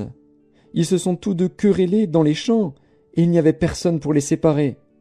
L'un a frappé l'autre et l'a tué. Et voici, toute la famille s'est levée contre ta servante, en disant « Livre le meurtrier de son frère. Nous voulons le faire mourir, pour la vie de son frère qui l'a tué. Nous voulons détruire même l'héritier. Ils éteindraient ainsi le tison qui me reste, pour ne laisser à mon mari ni nom ni survivant sur la face de la terre. » Le roi dit à la femme, « Va dans ta maison. Je donnerai des ordres à ton sujet. » La femme de Tekoa dit au roi, « C'est sur moi, ô roi mon seigneur, et sur la maison de mon père, que le châtiment va tomber. Le roi et son trône n'auront pas à en souffrir. » Le roi dit, « Si quelqu'un parle contre toi, amène-le-moi, et il ne lui arrivera plus de te toucher. » Elle dit, « Que le roi se souvienne de l'Éternel, ton Dieu, afin que le vengeur du sang n'augmente pas la ruine, et qu'on ne détruise pas mon fils. » Et il dit, « L'Éternel est vivant. Il ne tombera pas à terre un cheveu de ton fils. » La femme dit, « Permets que ta servante dise un mot à mon seigneur le roi. » Et il dit, « Parle. » La femme dit, « Pourquoi penses-tu de la sorte à l'égard du peuple de Dieu, puisqu'il résulte des paroles mêmes du roi que le roi est comme coupable en ne rappelant pas celui qui l'a proscrit? Il nous faut certainement mourir, et nous serons comme des eaux répandues à terre et qui ne se rassemblent plus. Dieu n'ôte pas la vie, mais il désire que le fugitif ne reste pas banni de sa présence. Maintenant, si je suis venu dire ces choses au roi mon seigneur, c'est que le peuple m'a effrayé. Et ta servante a dit, « Je veux parler au roi. Peut-être le roi fera-t-il ce que dira sa servante. » Oui, le roi écoutera sa servante, pour la délivrer de la main de ceux qui cherchent à nous exterminer, moi et mon fils, de l'héritage de Dieu. Ta servante a dit, « Que la parole de mon seigneur le roi me donne le repos, car mon seigneur le roi est comme un ange de Dieu, prêt à entendre le bien et le mal, et que l'Éternel, ton Dieu, soit avec toi. » Le roi répondit et dit à la femme, « Ne me cache pas ce que je vais te demander. » Et la femme dit, « Que mon seigneur le roi parle. » Le roi dit alors, « La main de Joab n'est-elle pas avec toi dans tout ceci ?» Et la femme répondit, « Aussi vrai que ton âme est vivante, ô roi mon seigneur, il n'y a rien à droite ni à gauche de tout ce que dit mon seigneur le roi. C'est, en effet, ton serviteur Joab qui m'a donné des ordres et qui a mis dans la bouche de ta servante toutes ces paroles. C'est pour donner à la chose une autre tournure que ton serviteur Joab a fait cela. Mais mon seigneur est aussi sage qu'un ange de Dieu pour connaître tout ce qui se passe sur la terre. » Le roi dit à Joab, « Voici, je veux bien faire cela. Va donc, ramène le jeune homme Absalom. » Joab tomba la face contre terre et se prosterna, et il bénit le roi. Puis il dit, « Ton serviteur connaît aujourd'hui que j'ai trouvé grâce à tes yeux, ô roi mon seigneur, puisque le roi agit selon la parole de son serviteur. » Et Joab se leva et partit pour Guéshur, et il ramena Absalom à Jérusalem. Mais le roi dit, qu'il se retire dans sa maison, et qu'il ne voie point ma face. Et Absalom se retira dans sa maison, et il ne vit point la face du roi. Il n'y avait pas un homme dans tout Israël aussi renommé qu'Absalom pour sa beauté. Depuis la plante du pied jusqu'au sommet de la tête, il n'y avait point en lui de défaut. Lorsqu'il se rasait la tête, c'était chaque année qu'il se la rasait, parce que sa chevelure lui pesait, le poids des cheveux de sa tête était de 200 cycles, poids du roi. Il naquit à Absalom 3 fils, et une fille nommée Tamar, qui était une femme belle de figure. Absalom demeura 2 ans à Jérusalem, sans voir la face du roi. Il fit demander Joab, pour l'envoyer vers le roi. Mais Joab ne voulut point venir auprès de lui. Il le fit demander une seconde fois, et Joab ne voulut point venir. Absalom dit alors à ses serviteurs, « Voyez, le champ de Joab est à côté du mien. Il y a de l'orge, allez et mettez-y le feu. » Et les serviteurs d'Absalom mirent le feu au champ. Joab se leva et se rendit auprès d'Absalom, dans sa maison. Il lui dit, « Pourquoi tes serviteurs ont-ils mis le feu au champ qui m'appartient ?» Absalom répondit à Joab, « Voici, je t'ai fait dire, viens ici, et je t'enverrai vers le roi, afin que tu lui dises, pourquoi suis-je revenu de Guéshur? Il vaudrait mieux pour moi que j'y fusse encore. Je désire maintenant voir la face du roi. Et s'il y a quelque crime en moi, qu'il me fasse mourir. » Joab alla vers le roi, et lui rapporta cela. Et le roi appela Absalom, qui vint auprès de lui et se prosterna la face contre terre en sa présence. Le roi baisa Absalom. Chapitre 15. Après cela, Absalom se procura un char et des chevaux, et 50 hommes qui couraient devant lui. Il se levait de bon matin, et se tenait au bord du chemin de la porte. Et chaque fois qu'un homme ayant une contestation se rendait vers le roi pour obtenir un jugement, Absalom l'appelait, et disait, « De quelle ville es-tu » Lorsqu'il avait répondu, « Je suis d'une telle tribu d'Israël », Absalom lui disait, « Vois, ta cause est bonne et juste, mais personne de chez le roi ne t'écoutera. » Absalom disait, « Qui m'établira juge dans le pays ? Tout homme qui aurait une contestation et un procès viendrait à moi, et je lui ferais justice. » Et quand quelqu'un s'approchait pour se prosterner devant lui, il lui tendait la main, le saisissait et l'embrassait. Absalom agissait ainsi à l'égard de tous ceux d'Israël qui se rendaient vers le roi pour demander justice. Et Absalom gagnait le cœur des gens d'Israël. Au bout de 40 ans, Absalom dit au roi, « Permets que j'aille à Hébron pour accomplir le vœu que j'ai fait à l'Éternel. Car ton serviteur a fait un vœu, pendant que je demeurais à Guéshur en Syrie. J'ai dit, si l'Éternel me ramène à Jérusalem, je servirai l'Éternel. » Le roi lui dit, « Va en paix. » Et Absalom se leva et partit pour Hébron. Absalom envoya des espions dans toutes les tribus d'Israël pour dire, « Quand vous entendrez le son de la trompette, vous direz, Absalom règne à Hébron. » 200 hommes de Jérusalem, qui avaient été invités, accompagnèrent Absalom, et ils le firent en toute simplicité, sans rien savoir. Pendant qu'Absalom offrait les sacrifices, il envoya chercher à la ville de Gilo Achitophel, le Gilonite, conseiller de David. La conjuration devint puissante, et le peuple était de plus en plus nombreux auprès d'Absalom. Quelqu'un vint informer David, et lui dit, « Le cœur des hommes d'Israël s'est tourné vers Absalom. » Et David dit à tous ses serviteurs qui étaient avec lui à Jérusalem, « Levez-vous, fuyons, car il n'y aura point de salut pour nous devant Absalom. Hâtez-vous de partir. Sinon, il ne tarderait pas à nous atteindre, et il nous précipiterait dans le malheur et frapperait la ville du tranchant de l'épée. » Les serviteurs du roi lui dirent, « Tes serviteurs feront tout ce que voudra mon seigneur le roi. » Le roi sortit, et toute sa maison le suivait, et il laissa 10 concubines pour garder la maison. Le roi sortit, et tout le peuple le suivait, et ils s'arrêtèrent à la dernière maison. Tous ses serviteurs, tous les Kérétiens et tous les Pélétiens passèrent à ses côtés, et tous les Gassiens, au nombre de 600 hommes, venus de Gath à sa suite, passèrent devant le roi. Le roi dit à Itaï de Gath, « Pourquoi viendrais-tu aussi avec nous? Retourne et reste avec le roi, car tu es étranger, et même tu as été emmené de ton pays. Tu es arrivé d'hier, et aujourd'hui je te ferai errer avec nous çà et là, quand je ne sais moi-même où je vais. Retourne et emmène tes frères avec toi. Que l'Éternel use envers toi de bonté et de fidélité. » Itaï répondit au roi et dit, « L'Éternel est vivant et mon seigneur le roi est vivant.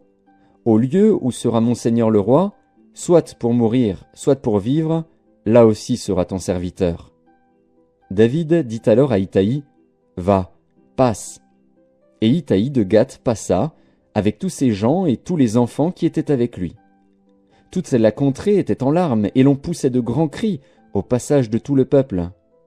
Le roi passa le torrent de Cédron, et tout le peuple passa vis-à-vis du chemin qui mène au désert. Tsadok était aussi là, et avec lui tous les Lévites portant l'arche de l'alliance de Dieu.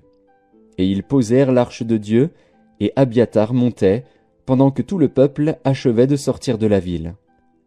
Le roi dit à Tsadok, « Reporte l'arche de Dieu dans la ville. Si je trouve grâce aux yeux de l'Éternel, il me ramènera, et il me fera voir l'arche et sa demeure. Mais s'il dit, « Je ne prends point plaisir en toi », me voici, qu'il me fasse ce qui lui semblera bon. » Le roi dit encore au sacrificateur Tsadok, « Comprends-tu?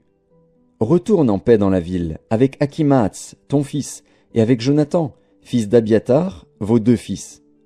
Voyez, j'attendrai dans les plaines du désert, jusqu'à ce qu'il m'arrive des nouvelles de votre part. » Ainsi Tsadok et Abiathar reportèrent l'arche de Dieu à Jérusalem, et ils y restèrent.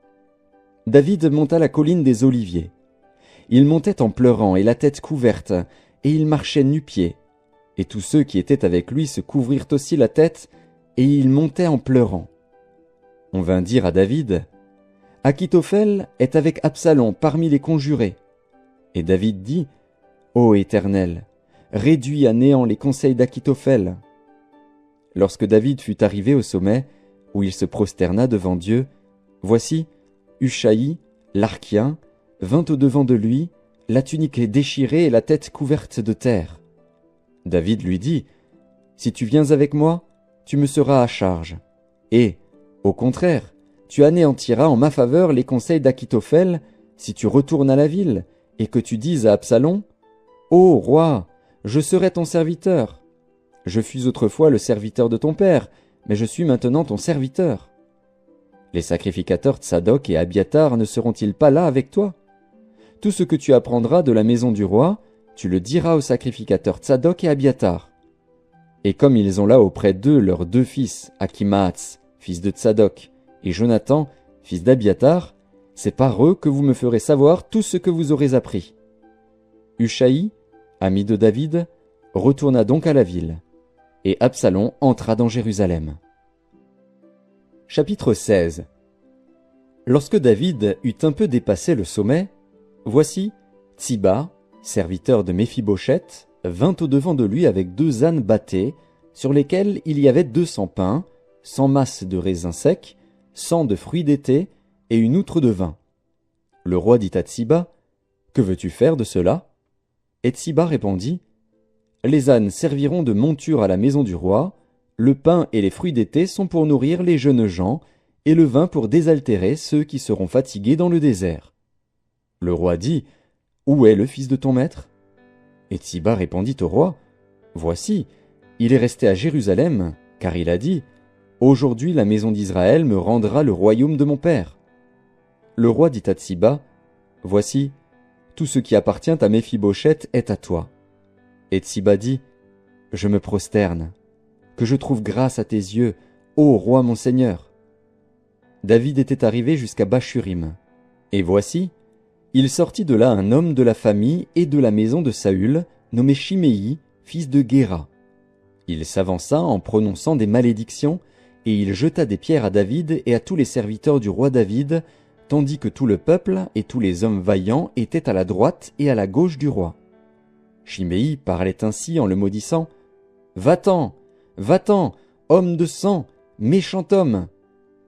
L'Éternel fait retomber sur toi tout le sang de la maison de Saül, dont tu occupais le trône, et l'Éternel a livré le royaume entre les mains d'Absalom, ton fils. Et te voilà malheureux comme tu le mérites, car tu es un homme de sang. » Alors Abishai, fils de Tseruja, dit au roi, « Pourquoi ce chien mort maudit-il le roi mon seigneur? Laisse-moi, je te prie, aller lui couper la tête. » Mais le roi dit, « Qu'ai-je à faire avec vous, fils de Tseruja? S'il maudit, c'est que l'Éternel lui a dit, « Maudit David. » Qui donc lui dira, « Pourquoi agis-tu ainsi ?» Et David dit à Abishai et à tous ses serviteurs, « Voici, mon fils, qui est sorti de mes entrailles, en veut à ma vie, à plus forte raison ce Benjamite. Laissez-le, et qu'il maudisse, car l'Éternel le lui a dit.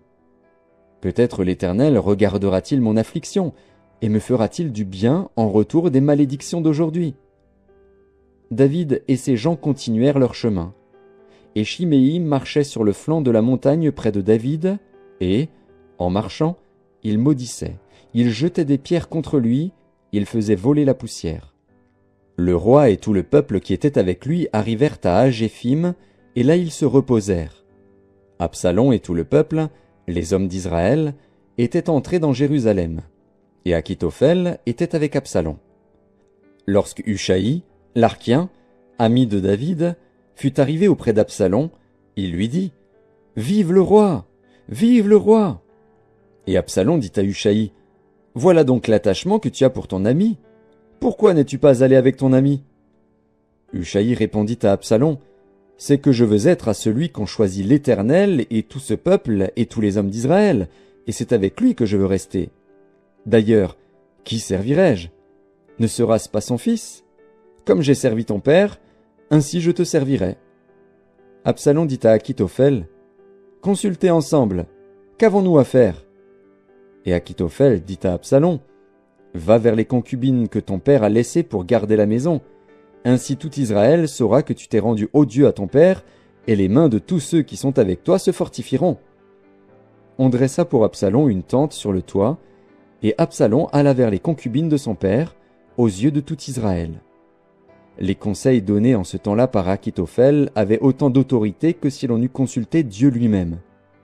Il en était ainsi de tous les conseils d'Achitophel, soit pour David, soit pour Absalom. Chapitre 17. Achitophel dit à Absalom, « Laisse-moi choisir 12 000 hommes. Je me lèverai, et je poursuivrai David cette nuit même. Je le surprendrai pendant qu'il est fatigué et que ses mains sont affaiblies. Je l'épouvanterai, et tout le peuple qui est avec lui s'enfuira. Je frapperai le roi seul, et je ramènerai à toi tout le peuple. La mort de l'homme à qui tu en veux assurera le retour de tous, et tout le peuple sera en paix. » Cette parole plut à Absalom et à tous les anciens d'Israël. Cependant Absalom dit, « Appelez encore Hushaï, l'Archien, et que nous entendions aussi ce qu'il dira. » Hushaï vint auprès d'Absalom, et Absalom lui dit, « Voici comment a parlé Achitophel. Devons-nous faire ce qu'il a dit, ou non? Parle, toi. » Hushaï répondit à Absalom, « Pour cette fois le conseil qu'a donné Achitophel n'est pas bon. » Et Hushaï dit, « Tu connais la bravoure de ton père et de ses gens. Ils sont furieux comme le serait dans les champs une ours à qui l'on aurait enlevé ses petits. Ton père est un homme de guerre, et il ne passera pas la nuit avec le peuple. Voici maintenant, il est caché dans quelque fosse ou dans quelque autre lieu. Et si, dès le commencement, il en est qui tombent sous leur coup, on ne tardera pas à l'apprendre et l'on dira « Il y a une défaite parmi le peuple qui suit Absalom ». Alors le plus vaillant, eût-il un cœur de lion, sera saisi d'épouvante. Car tout Israël sait que ton père est un héros et qu'il a des braves avec lui. Je conseille donc que tout Israël se rassemble auprès de toi, depuis Dan jusqu'à Beer-Sheba, multitude pareille au sable qui est sur le bord de la mer. Tu marcheras en personne au combat. Nous arriverons à lui en quelque lieu que nous le trouvions, et nous tomberons sur lui comme la rosée tombe sur le sol. Et pas un n'échappera, ni lui ni aucun des hommes qui sont avec lui. S'il se retire dans une ville, tout Israël portera des cordes vers cette ville, et nous la traînerons au torrent, jusqu'à ce qu'on n'en trouve plus une pierre. Absalom et tous les gens d'Israël dirent « Le conseil de Hushaï, l'Arkien, vaut mieux que le conseil d'Akitophel. » Or l'Éternel avait résolu d'anéantir le bon conseil d'Akitophel afin d'amener le malheur sur Absalom. Hushaï dit aux sacrificateurs Tsadok et Abiatar « Akitophel a donné tel et tel conseil à Absalom et aux anciens d'Israël. Et moi, j'ai conseillé telle et telle chose. Maintenant, envoyez tout de suite informer David et faites-lui dire « Ne passe point la nuit dans les plaines du désert, mais va plus loin, de peur que le roi et tout le peuple qui est avec lui ne soient exposés à périr. » Jonathan et Achimaatz se tenaient à En-Rogel. Une servante vint leur dire d'aller informer le roi David, car il n'osait pas se montrer et entrer dans la ville. Un jeune homme les aperçut et le rapporta à Absalom. Mais ils partirent tous deux en hâte, et ils arrivèrent à Bakurim, à la maison d'un homme qui avait un puits dans sa cour, et ils y descendirent. La femme prit une couverture qu'elle étendit sur l'ouverture du puits, et elle y répandit du grain pilé pour qu'on ne se doutât de rien. Les serviteurs d'Absalom entrèrent dans la maison auprès de cette femme, et dirent « Où sont Achimaatz et Jonathan ?» La femme leur répondit « Ils ont passé le ruisseau. » Ils cherchèrent, et ne les trouvant pas, ils retournèrent à Jérusalem. Après leur départ, Achimaatz et Jonathan remontèrent du puits et allèrent informer le roi David. Ils dirent à David, « Levez-vous et hâtez-vous de passer l'eau, car Akitophel a conseillé contre vous telle chose. » David et tout le peuple qui était avec lui se levèrent et ils passèrent le Jourdain. À la lumière du matin, il n'y en avait pas un qui fût resté à l'écart, pas un qui n'eût passé le Jourdain. Akitophel, voyant que son conseil n'était pas suivi, sella son âne et partit pour s'en aller chez lui dans sa ville. Il donna ses ordres à sa maison, et il s'étrangla. C'est ainsi qu'il mourut, et on l'enterra dans le sépulcre de son père. David arriva à Mahanaïm, et Absalom passa le Jourdain, lui et tous les hommes d'Israël avec lui. Absalom mit Amasa à la tête de l'armée, en remplacement de Joab. Amasa était fils d'un homme appelé Jitra, l'Israélite, qui était allé vers Abigal, fille de Nakash et sœur de Tseruja, mère de Joab. Israël et Absalom campèrent dans le pays de Galaad. Lorsque David fut arrivé à Mahanaïm, Shobi, fils de Nakash, de Rabat des fils d'Amon, Makir, fils d'Amiel, de Lodebar, et Barzilaï, le Galaadite, de Rogelim, apportèrent des lits, des bassins, des vases de terre, du froment, de l'orge, de la farine, du grain rôti, des fèves, des lentilles, des pois rôtis, du miel, de la crème, des brebis et des fromages de vache. Ils apportèrent ces choses à David et au peuple qui était avec lui, afin qu'ils mangeassent, car ils disaient « Ce peuple a dû souffrir de la faim, de la fatigue et de la soif dans le désert. » Chapitre 18.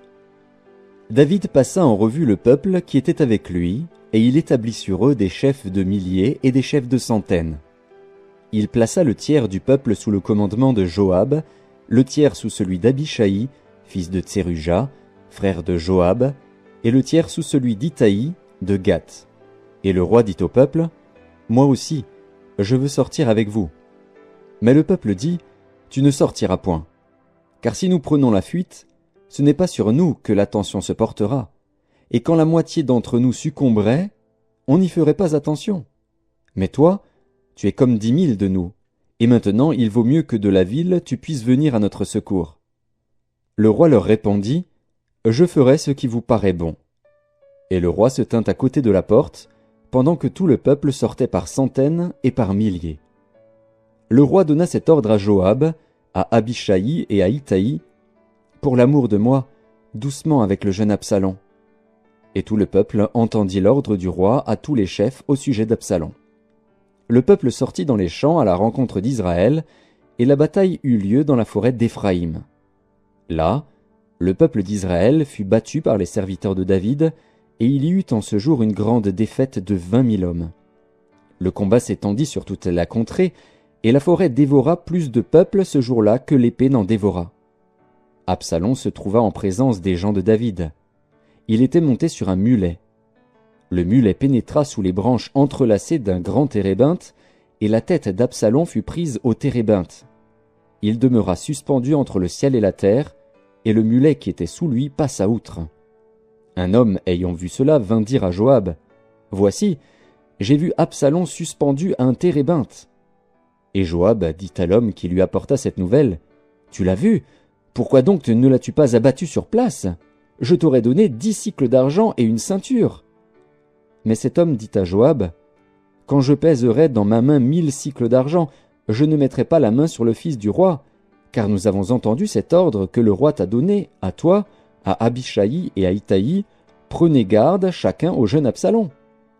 Et si j'eusse attenté perfidement à sa vie, rien n'aurait été caché au roi, et tu aurais été toi-même contre moi. » Joab dit, « Je ne m'arrêterai pas auprès de toi. » Et il prit en main 3 javelots, et les enfonça dans le cœur d'Absalom encore plein de vie au milieu du térébinthe. 10 jeunes gens, qui portaient les armes de Joab, entourèrent Absalom, le frappèrent et le firent mourir. Joab fit sonner de la trompette, et le peuple revint, cessant ainsi de poursuivre Israël, parce que Joab l'en empêcha. Ils prirent Absalom, le jetèrent dans une grande fosse au milieu de la forêt, et mirent sur lui un très grand monceau de pierres. Tout Israël s'enfuit, chacun dans sa tente. De son vivant, Absalom s'était fait ériger un monument dans la vallée du roi, car il disait « Je n'ai point de fils par qui le souvenir de mon nom puisse être conservé. » Et il donna son propre nom au monument, qu'on appelle encore aujourd'hui monument d'Absalom. Achimaatz, fils de Tsadok, dit « Laisse-moi courir et porter au roi la bonne nouvelle que l'Éternel lui a rendu justice en le délivrant de la main de ses ennemis. » Joab lui dit « Ce n'est pas toi qui dois porter aujourd'hui les nouvelles. Tu les porteras un autre jour, mais non aujourd'hui, puisque le fils du roi est mort. » Et Joab dit à Cushi, « Va, et annonce au roi ce que tu as vu. » Cushi se prosterna devant Joab et courut. Achimaatz, fils de Tsadok, dit encore à Joab, « Quoi qu'il arrive, laisse-moi courir après Cushi. » Et Joab dit, « Pourquoi veux-tu courir, mon fils? Ce n'est pas un message qui te sera profitable. »« Quoi qu'il arrive, je veux courir, reprit Achimaatz. Et Joab lui dit, « Cours. » Achimaatz courut par le chemin de la plaine, et il devança Cushi. David était assis entre les 2 portes. La sentinelle alla sur le toit de la porte vers la muraille, elle leva les yeux et regarda. Et voici, un homme courait tout seul. La sentinelle cria et avertit le roi. Le roi dit, « S'il est seul, il apporte des nouvelles. » Et cet homme arrivait toujours plus près. La sentinelle vit un autre homme qui courait. Elle cria au portier, « Voici un homme qui court tout seul. » Le roi dit, « Il apporte aussi des nouvelles. » La sentinelle dit, « La manière de courir du premier me paraît celle d'Achimaatz, fils de Tsadok. » Et le roi dit, « C'est un homme de bien, et il apporte de bonnes nouvelles. » Achimaatz cria, et il dit au roi, « Tout va bien. » Il se prosterna devant le roi, la face contre terre, et dit, « Béni soit l'Éternel, ton Dieu, qui a livré les hommes qui levaient la main contre le roi mon seigneur. » Le roi dit, « Le jeune Absalom est-il en bonne santé ?» Achimaatz répondit, « J'ai aperçu un grand tumulte au moment où Joab envoya le serviteur du roi et moi ton serviteur, mais je ne sais ce que c'était. » Et le roi dit, « Mets-toi là de côté. » Et Achimaatz se tint de côté. Aussitôt arriva Cushi, et il dit, « Que le roi mon seigneur apprenne la bonne nouvelle.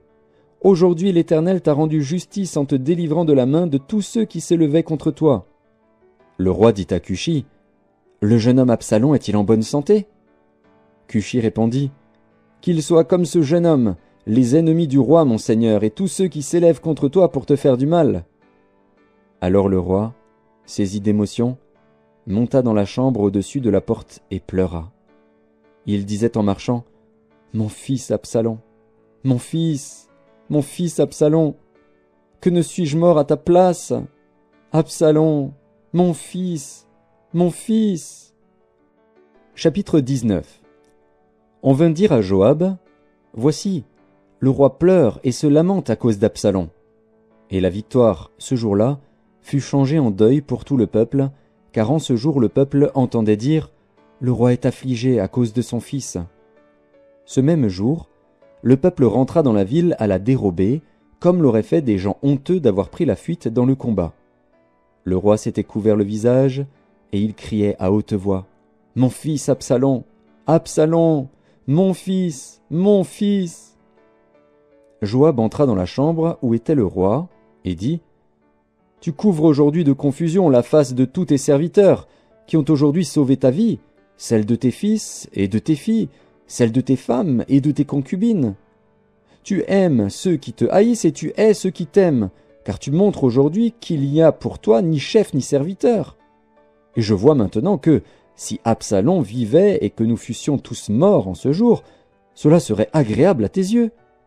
Lève-toi donc, sors, et parle au cœur de tes serviteurs.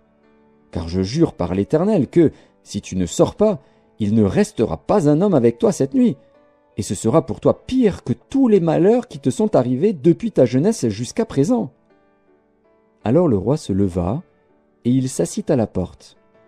On fit dire à tout le peuple, « Voici, le roi est assis à la porte. » Et tout le peuple vint devant le roi. Cependant Israël s'était enfui, chacun dans sa tente. Et dans toutes les tribus d'Israël, tout le peuple était en contestation, disant, « Le roi nous a délivrés de la main de nos ennemis, c'est lui qui nous a sauvés de la main des Philistins, et maintenant il a dû fuir du pays devant Absalom. Or Absalom, que nous avions oint pour qu'il régnât sur nous, est mort dans la bataille.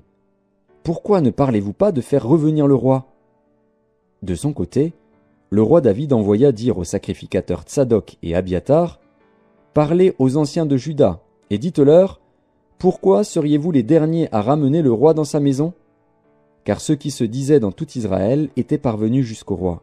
« Vous êtes mes frères, vous êtes mes os et ma chair. Pourquoi seriez-vous les derniers à ramener le roi ?» Vous direz aussi à Amasa, « N'es-tu pas mon os et ma chair ? Que Dieu me traite dans toute sa rigueur, si tu ne deviens pas devant moi pour toujours chef de l'armée à la place de Joab. » David fléchit le cœur de tous ceux de Juda, comme s'ils n'eussent été qu'un seul homme. Et ils envoyèrent dire au roi, « Reviens, toi et tous tes serviteurs. » Le roi revint et arriva jusqu'au Jourdain. Et Juda se rendit à Gilgal, afin d'aller à la rencontre du roi et de lui faire passer le Jourdain.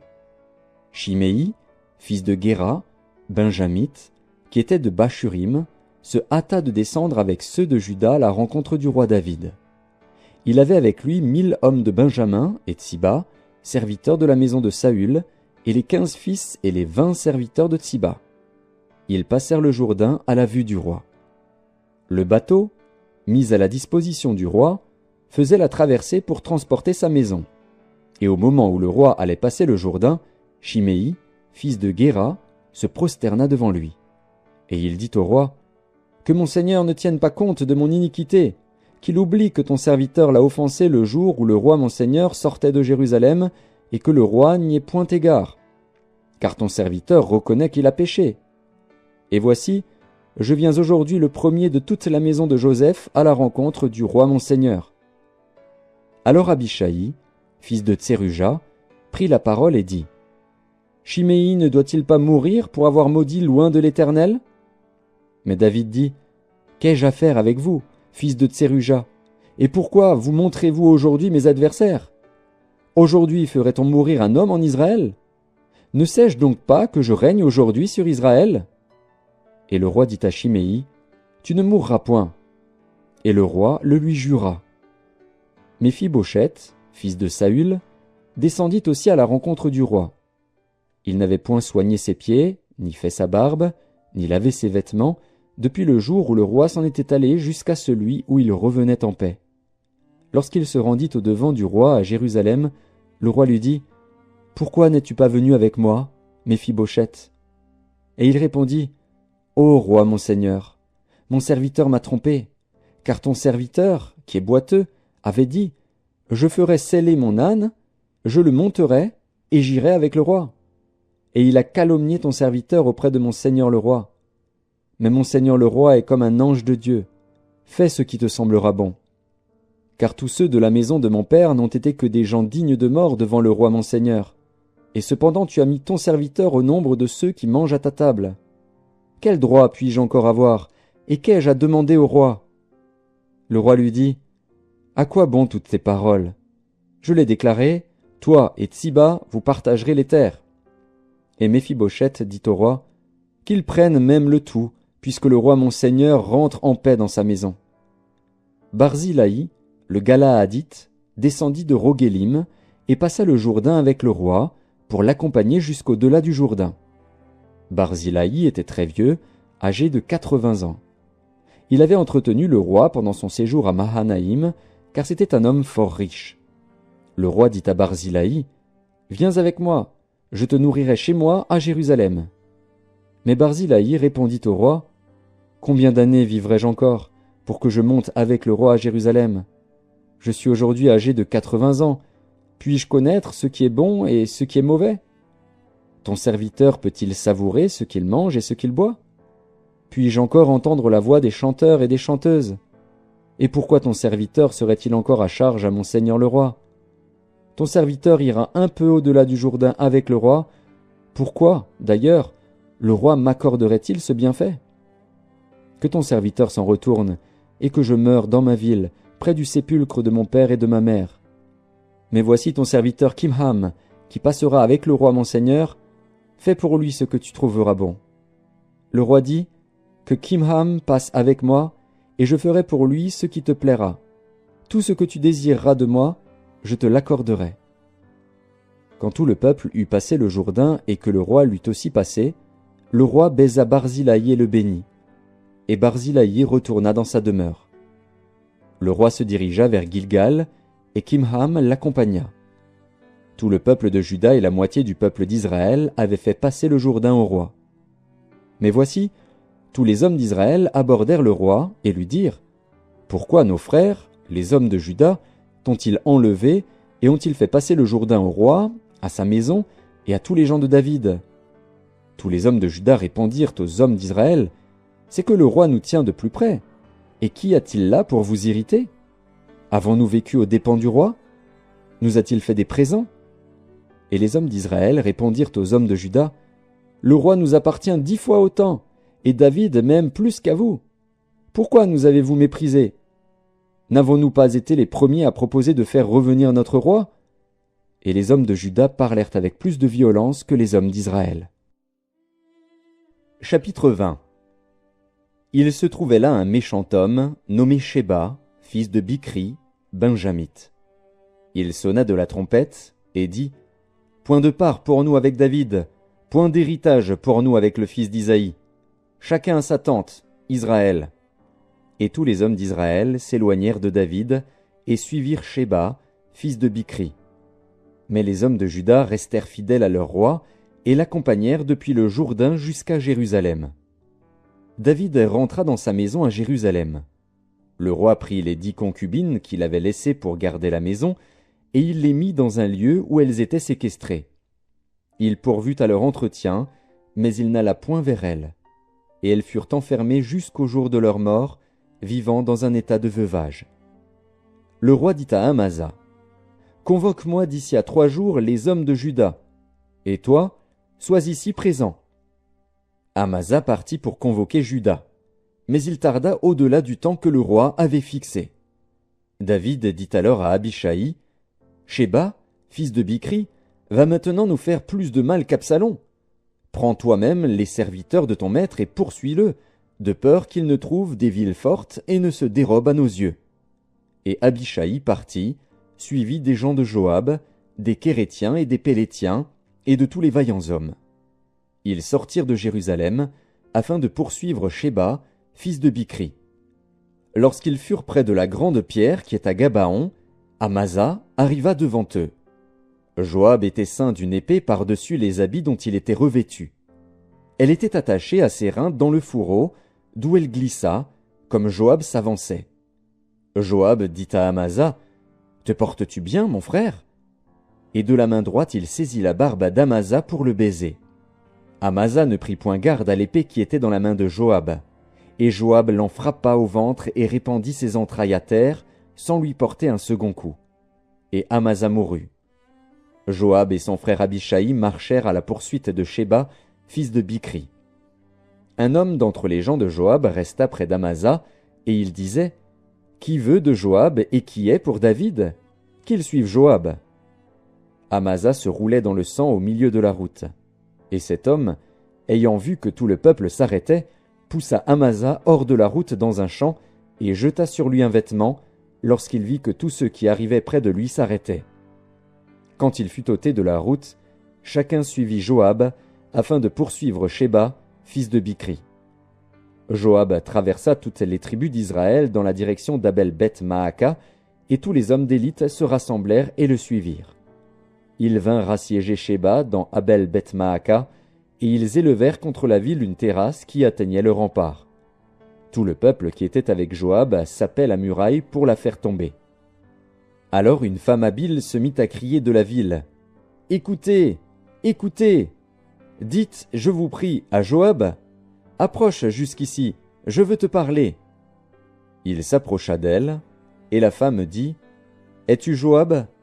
Il répondit, « Je le suis. » Et elle lui dit, « Écoute les paroles de ta servante. » Il répondit, « J'écoute. » Et elle dit, « Autrefois on avait coutume de dire, que l'on consulte Abel. » Et tout se terminait ainsi. Je suis une des villes paisibles et fidèles en Israël. Et tu cherches à faire périr une ville qui est une mère en Israël? Pourquoi détruirais-tu l'héritage de l'Éternel? Joab répondit, Loin, loin de moi la pensée de détruire et de ruiner. La chose n'est pas ainsi. Mais un homme de la montagne d'Éphraïm, nommé Sheba, fils de Bichri, a levé la main contre le roi David. Livrez-le, lui seul, et je m'éloignerai de la ville. La femme dit à Joab, Voici, sa tête te sera jetée par la muraille. Et la femme alla vers tout le peuple avec sagesse. Et ils coupèrent la tête à Sheba, fils de Bichri, et la jetèrent à Joab. Joab sonna de la trompette. On se dispersa loin de la ville, et chacun s'en alla dans sa tente. Et Joab retourna à Jérusalem, vers le roi. Joab commandait toute l'armée d'Israël. Benaja, fils de Jéhojada, était à la tête des Kérétiens et des Pélétiens. Adoram était préposé aux impôts, Josaphat, fils d'Achilude, était archiviste. Shéja était secrétaire, Tsadok et Abiatar étaient sacrificateurs, et Hira de Jaïr était ministre d'État de David. Chapitre 21. Du temps de David, il y eut une famine qui dura 3 ans. David chercha la face de l'Éternel, et l'Éternel dit, « C'est à cause de Saül et de sa maison sanguinaire, c'est parce qu'il a fait périr les Gabaonites. » Le roi appela les Gabaonites pour leur parler. Les Gabaonites n'étaient point d'entre les enfants d'Israël, mais c'était un reste des Amoréens. Les enfants d'Israël s'étaient liés envers eux par un serment, et néanmoins Saül avait voulu les frapper, dans son zèle pour les enfants d'Israël et de Juda. David dit aux Gabaonites, « Que puis-je faire pour vous, et avec quoi ferai-je expiation, afin que vous bénissiez l'héritage de l'Éternel » Les Gabaonites lui répondirent, « Ce n'est pas pour nous une question d'argent et d'or avec Saül et avec sa maison, et ce n'est pas à nous qu'il appartient de faire mourir personne en Israël. » Et le roi dit, « Que voulez-vous donc que je fasse pour vous » Ils répondirent au roi, « Puisque cet homme nous a consumés, et qu'il avait le projet de nous détruire pour nous faire disparaître de tout le territoire d'Israël, qu'on nous livre à 7 hommes d'entre ses fils, et nous les pendrons devant l'Éternel à Gibéa de Saül, l'élu de l'Éternel. » Et le roi dit, « Je les livrerai. » Le roi épargna Méphibosheth, fils de Jonathan, fils de Saül, à cause du serment qu'avaient fait entre eux, devant l'Éternel, David et Jonathan, fils de Saül. Mais le roi prit les 2 fils que Ritzpa, fille d'Ajja, avait enfantés à Saül, Harmoni et Méphibosheth, et les 5 fils que Mérab, fille de Saül, avait enfantés à Adriel de Méhola, fils de Barzilai. Et il les livra entre les mains des Gabaonites, qui les pendirent sur la montagne devant l'Éternel. Tous les 7 périrent ensemble. Ils furent mis à mort dans les premiers jours de la moisson, au commencement de la moisson des orges. Ritzpa, fille d'Ajja, prit un sac et l'étendit sous elle contre le rocher, depuis le commencement de la moisson jusqu'à ce que la pluie du ciel tombât sur eux. Et elle empêcha les oiseaux du ciel de s'approcher d'eux pendant le jour, et les bêtes des champs pendant la nuit. On informa David de ce qu'avait fait Ritzpa, fille d'Ajja, concubine de Saül. Et David alla prendre les os de Saül et les os de Jonathan, son fils, chez les habitants de Jabès en Galaad, qui les avaient enlevés de la place de Beth-Shan, où les Philistins les avaient suspendus lorsqu'ils battirent Saül à Gilboa. Il emporta de là les os de Saül et les os de Jonathan, son fils. Et l'on recueillit aussi les os de ceux qui avaient été pendus. On enterra les os de Saül et de Jonathan, son fils, au pays de Benjamin, à Tséla, dans le sépulcre de Kis, père de Saül. Et l'on fit tout ce que le roi avait ordonné. Après cela, Dieu fut apaisé envers le pays. Les Philistins firent encore la guerre à Israël. David descendit avec ses serviteurs, et ils combattirent les Philistins. David était fatigué. Et Jishbi-Bénob, l'un des enfants de Rapha, eut la pensée de tuer David. Il avait une lance du poids de 300 cycles d'airain, et il était ceint d'une épée neuve. Abishai, fils de Tseruja, vint au secours de David, frappa le Philistin et le tua. Alors les gens de David jurèrent, en lui disant, « Tu ne sortiras plus avec nous pour combattre, et tu n'éteindras pas la lampe d'Israël. » Il y eut encore, après cela, une bataille à Gob avec les Philistins. Alors Sibécaï, le Hushatite, tua Saph, qui était un des enfants de Rapha. Il y eut encore une bataille à Gob avec les Philistins.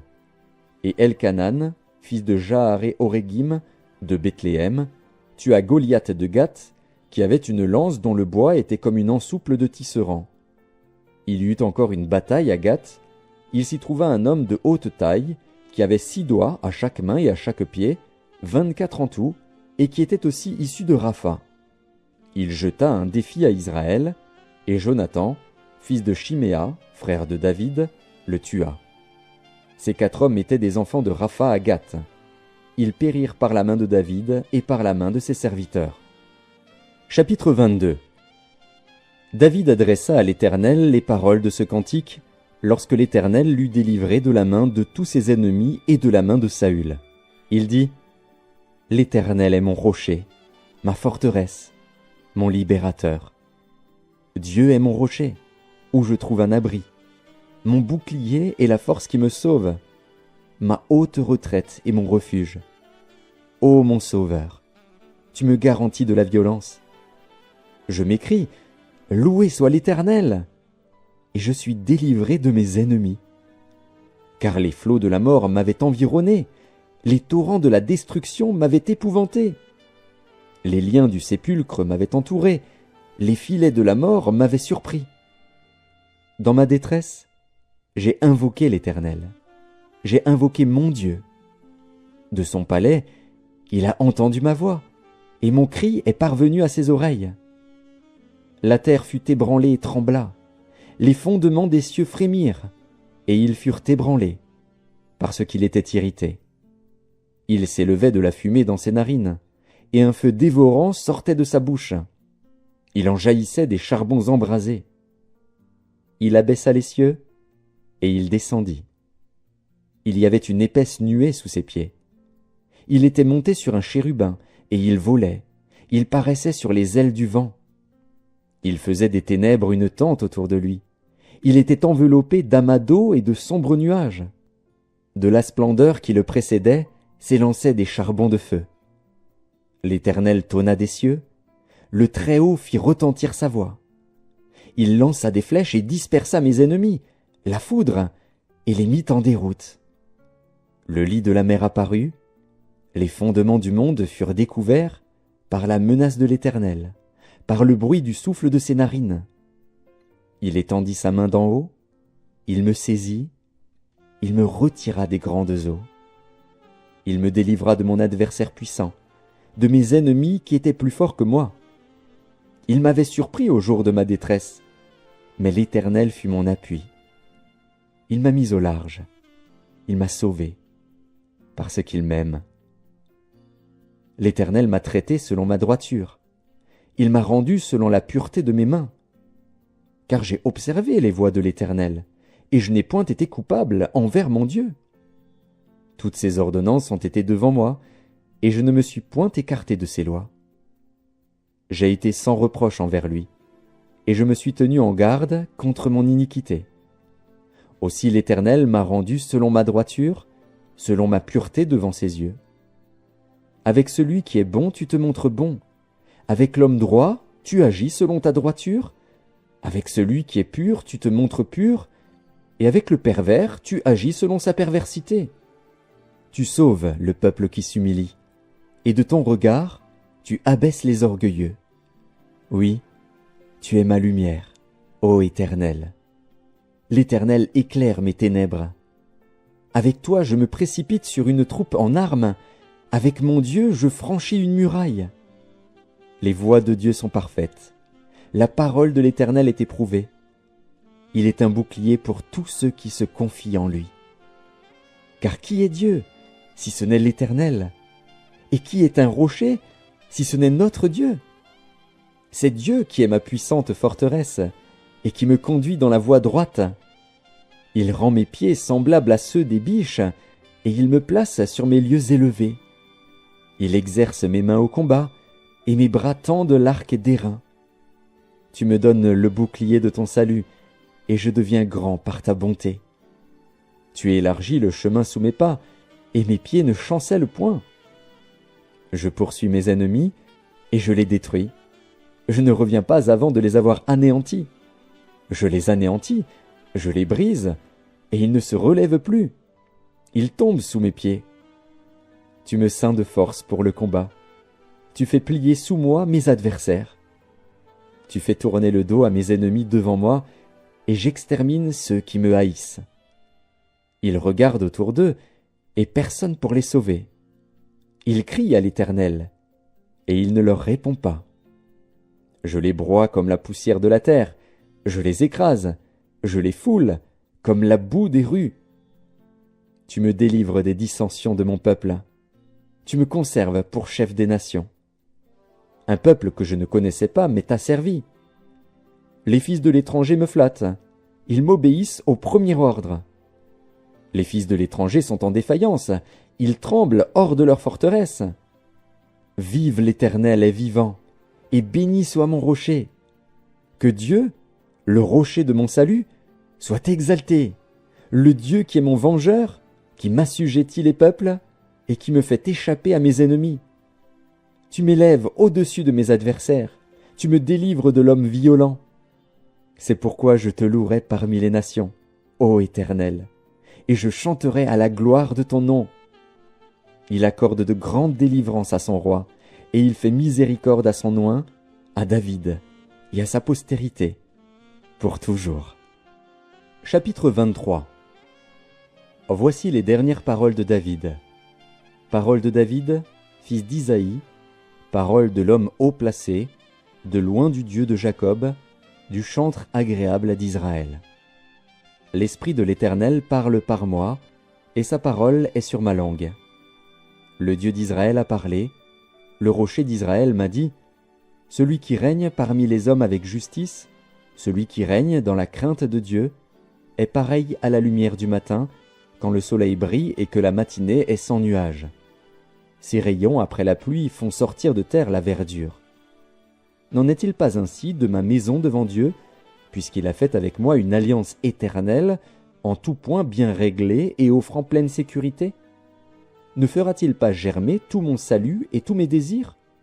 Mais les méchants sont tous comme des épines que l'on rejette, et que l'on ne prend pas avec la main. Celui qui les touche s'arme d'un fer ou du bois d'une lance, et on les brûle au feu sur place. Voici les noms des vaillants hommes qui étaient au service de David. Josheb Bas-Shébet, le Tachkémonite, l'un des principaux officiers. Il brandit sa lance sur 800 hommes, qu'il fit périr en une seule fois. Après lui, Éléazar, fils de Dodo, fils d'Akoshi. Il était l'un des 3 guerriers qui affrontèrent avec David les Philistins rassemblés pour combattre, tandis que les hommes d'Israël se retiraient sur les hauteurs. Il se leva et frappa les Philistins jusqu'à ce que sa main fût lasse et qu'elle restât attachée à son épée. L'Éternel opéra une grande délivrance ce jour-là. Le peuple revint après Éléazar, seulement pour prendre les dépouilles. Après lui, Shamma, fils d'Agé, d'Arar. Les Philistins s'étaient rassemblés à Léchi. Il y avait là une pièce de terre remplie de lentilles, et le peuple fuyait devant les Philistins. Shamma se plaça au milieu du champ, le protégea et battit les Philistins. Et l'Éternel opéra une grande délivrance. 3 des 30 chefs descendirent au temps de la moisson et vinrent auprès de David, dans la caverne d'Adullam, lorsqu'une troupe de Philistins était campée dans la vallée des Réphaïm. David était alors dans la forteresse, et il y avait un poste de Philistins à Bethléem. David eut un désir, et il dit, « Qui me fera boire de l'eau de la citerne qui est à la porte de Bethléem ?» Alors les 3 vaillants hommes passèrent au travers du camp des Philistins, et puisèrent de l'eau de la citerne qui est à la porte de Bethléem. Ils la portèrent et la présentèrent à David. Mais il ne voulut pas la boire, et il la répandit devant l'Éternel. Il dit, « Loin de moi, ô Éternel, la pensée de faire cela. Boirai-je le sang de ces hommes qui sont allés au péril de leur vie ?» Et il ne voulut pas la boire. Voilà ce que firent ces 3 vaillants hommes. Abishai, frère de Joab, fils de Tseruja, était le chef des 3. Il brandit sa lance sur 300 hommes et les tua. Et il eut du renom parmi les 3. Il était le plus considéré des 3, et il fut leur chef, mais il n'égala pas les 3 premiers. Benaja, fils de Jéhojada, fils d'un homme de Kabstil, rempli de valeur et célèbre par ses exploits. Il frappa les 2 lions de Moab. Il descendit au milieu d'une citerne, où il frappa un lion, un jour de neige. Il frappa un Égyptien d'un aspect formidable et ayant une lance à la main. Il descendit contre lui avec un bâton, arracha la lance de la main de l'Égyptien et s'en servit pour le tuer. Voilà ce que fit Benaja, fils de Jéhojada, et il eut du renom parmi les 3 vaillants hommes. Il était le plus considéré des 30, mais il n'égala pas les 3 premiers. David l'admit dans son conseil secret. Asaël, frère de Joab, du nombre des 30, Elkanan, fils de Dodo, de Bethléem, Shamma, de Harod, Elika, de Harod, Héletz, de Pélet, Ira, fils d'Ikesh, de Tekoa, Abiézer, d'Anatot, Mebunaï, de Husha, Salmon, d'Akoar, Maharaï, de Netopha, Éleb, fils de Baana, de Netopha, Itaï, fils de Ribaï, de Gibéa des fils de Benjamin, Benaja, de Piraton, Hidaï, de Nakalé-Gaash, Abi-Albon, d'Araba, Azmavet, de Barcum, Eliashba, de Shaalbon, Bené-Jachen, Jonathan, Shamma, d'Arar, Akiam, fils de Charar, d'Arar, Éliphélet, fils d'Akasbaï, fils d'un Maacassien, Eliam, fils d'Akitophel, de Gilo, Etzraï, de Carmel, Paharaï, d'Arab, Jigéel, fils de Nathan, de Tsoba, Bani, de Gad, Tsélek, l'Ammonite, Naharaï, de Béhéroth, qui portait les armes de Joab, fils de Tseruja, Ira, de Jéter, Gareb, de Jéter, Uri, le Hétien, en tout 37. Chapitre 24. La colère de l'Éternel s'enflamma de nouveau contre Israël, et il excita David contre eux, en disant, Va, fais le dénombrement d'Israël et de Juda. » Et le roi dit à Joab, qui était chef de l'armée et qui se trouvait près de lui, « Parcours toutes les tribus d'Israël, depuis Dan jusqu'à Beer-Shéba, qu'on fasse le dénombrement du peuple, et que je sache à combien il s'élève. » Joab dit au roi, « Que l'Éternel, ton Dieu, rende le peuple 100 fois plus nombreux, et que les yeux du roi mon seigneur le voient. Mais pourquoi le roi mon seigneur veut-il faire cela ?» Le roi persista dans l'ordre qu'il donnait à Joab et aux chefs de l'armée. Et Joab et les chefs de l'armée quittèrent le roi pour faire le dénombrement du peuple d'Israël. Ils passèrent le Jourdain, et ils campèrent à Aroër, à droite de la ville qui est au milieu de la vallée de Gad, et près de Jaézer. Ils allèrent en Galaad et dans le pays de Taktim-Odji. Ils allèrent à Dan-Jaan et aux environs de Sidon. Ils allèrent à la forteresse de Tyr et dans toutes les villes des Héviens et des Cananéens. Ils terminèrent par le midi de Juda, à Beer-Shéba. Ils parcoururent ainsi tout le pays, et ils arrivèrent à Jérusalem au bout de 9 mois et 20 jours. Joab remit au roi le rôle du dénombrement du peuple. Il y avait en Israël 800 000 hommes de guerre tirant l'épée, et en Juda 500 000 hommes. David sentit battre son cœur, après qu'il eut ainsi fait le dénombrement du peuple.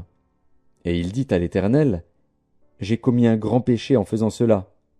Maintenant, ô Éternel, daigne pardonner l'iniquité de ton serviteur, car j'ai complètement agi en insensé. » Le lendemain, quand David se leva, la parole de l'Éternel fut ainsi adressée à Gad le prophète, le voyant de David. « Va dire à David, ainsi parle l'Éternel, je te propose 3 fléaux, choisis-en un, et je t'en frapperai. » Gad alla vers David, et lui fit connaître la chose, en disant, « Veux-tu 7 années de famine dans ton pays, ou bien 3 mois de fuite devant tes ennemis qui te poursuivront, ou bien 3 jours de peste dans ton pays? Maintenant choisis, et vois ce que je dois répondre à celui qui m'envoie. » David répondit à Gad, « Je suis dans une grande angoisse. Oh, tombons entre les mains de l'Éternel, car ses compassions sont immenses, mais que je ne tombe pas entre les mains des hommes. » L'Éternel envoya la peste en Israël, depuis le matin jusqu'au temps fixé. Et, de Dan à Beer-Shéba, il mourut 70 000 hommes parmi le peuple. Comme l'ange étendait la main sur Jérusalem pour la détruire, l'Éternel se repentit de ce mal, et il dit à l'ange qui faisait périr le peuple, « Assez, retire maintenant ta main. » L'ange de l'Éternel était près de l'aire d'Aravna, le Jébusien. David, voyant l'ange qui frappait parmi le peuple, dit à l'Éternel, « Voici, j'ai péché, c'est moi qui suis coupable. Mais ces brebis, qu'ont-elles fait? Que ta main soit donc sur moi et sur la maison de mon père. » Ce jour-là, Gad vint auprès de David et lui dit, « Monte, élève un autel à l'Éternel dans l'aire d'Aravna, le Jébusien. » David monta, selon la parole de Gad, comme l'Éternel l'avait ordonné. Aravna regarda, et il vit le roi et ses serviteurs qui se dirigeaient vers lui. Et Aravna sortit, et se prosterna devant le roi, le visage contre terre. Aravna dit, « Pourquoi mon seigneur le roi vient-il vers son serviteur ?» Et David répondit, « Pour acheter de toi l'aire et pour y bâtir un autel à l'Éternel, afin que la plaie se retire de dessus le peuple. » Aravna dit à David, « Que mon seigneur le roi prenne l'aire, et qu'il y offre les sacrifices qui lui plaira. Vois, les bœufs seront pour l'holocauste, et les chars avec l'attelage serviront de bois. » Aravna donna le tout au roi.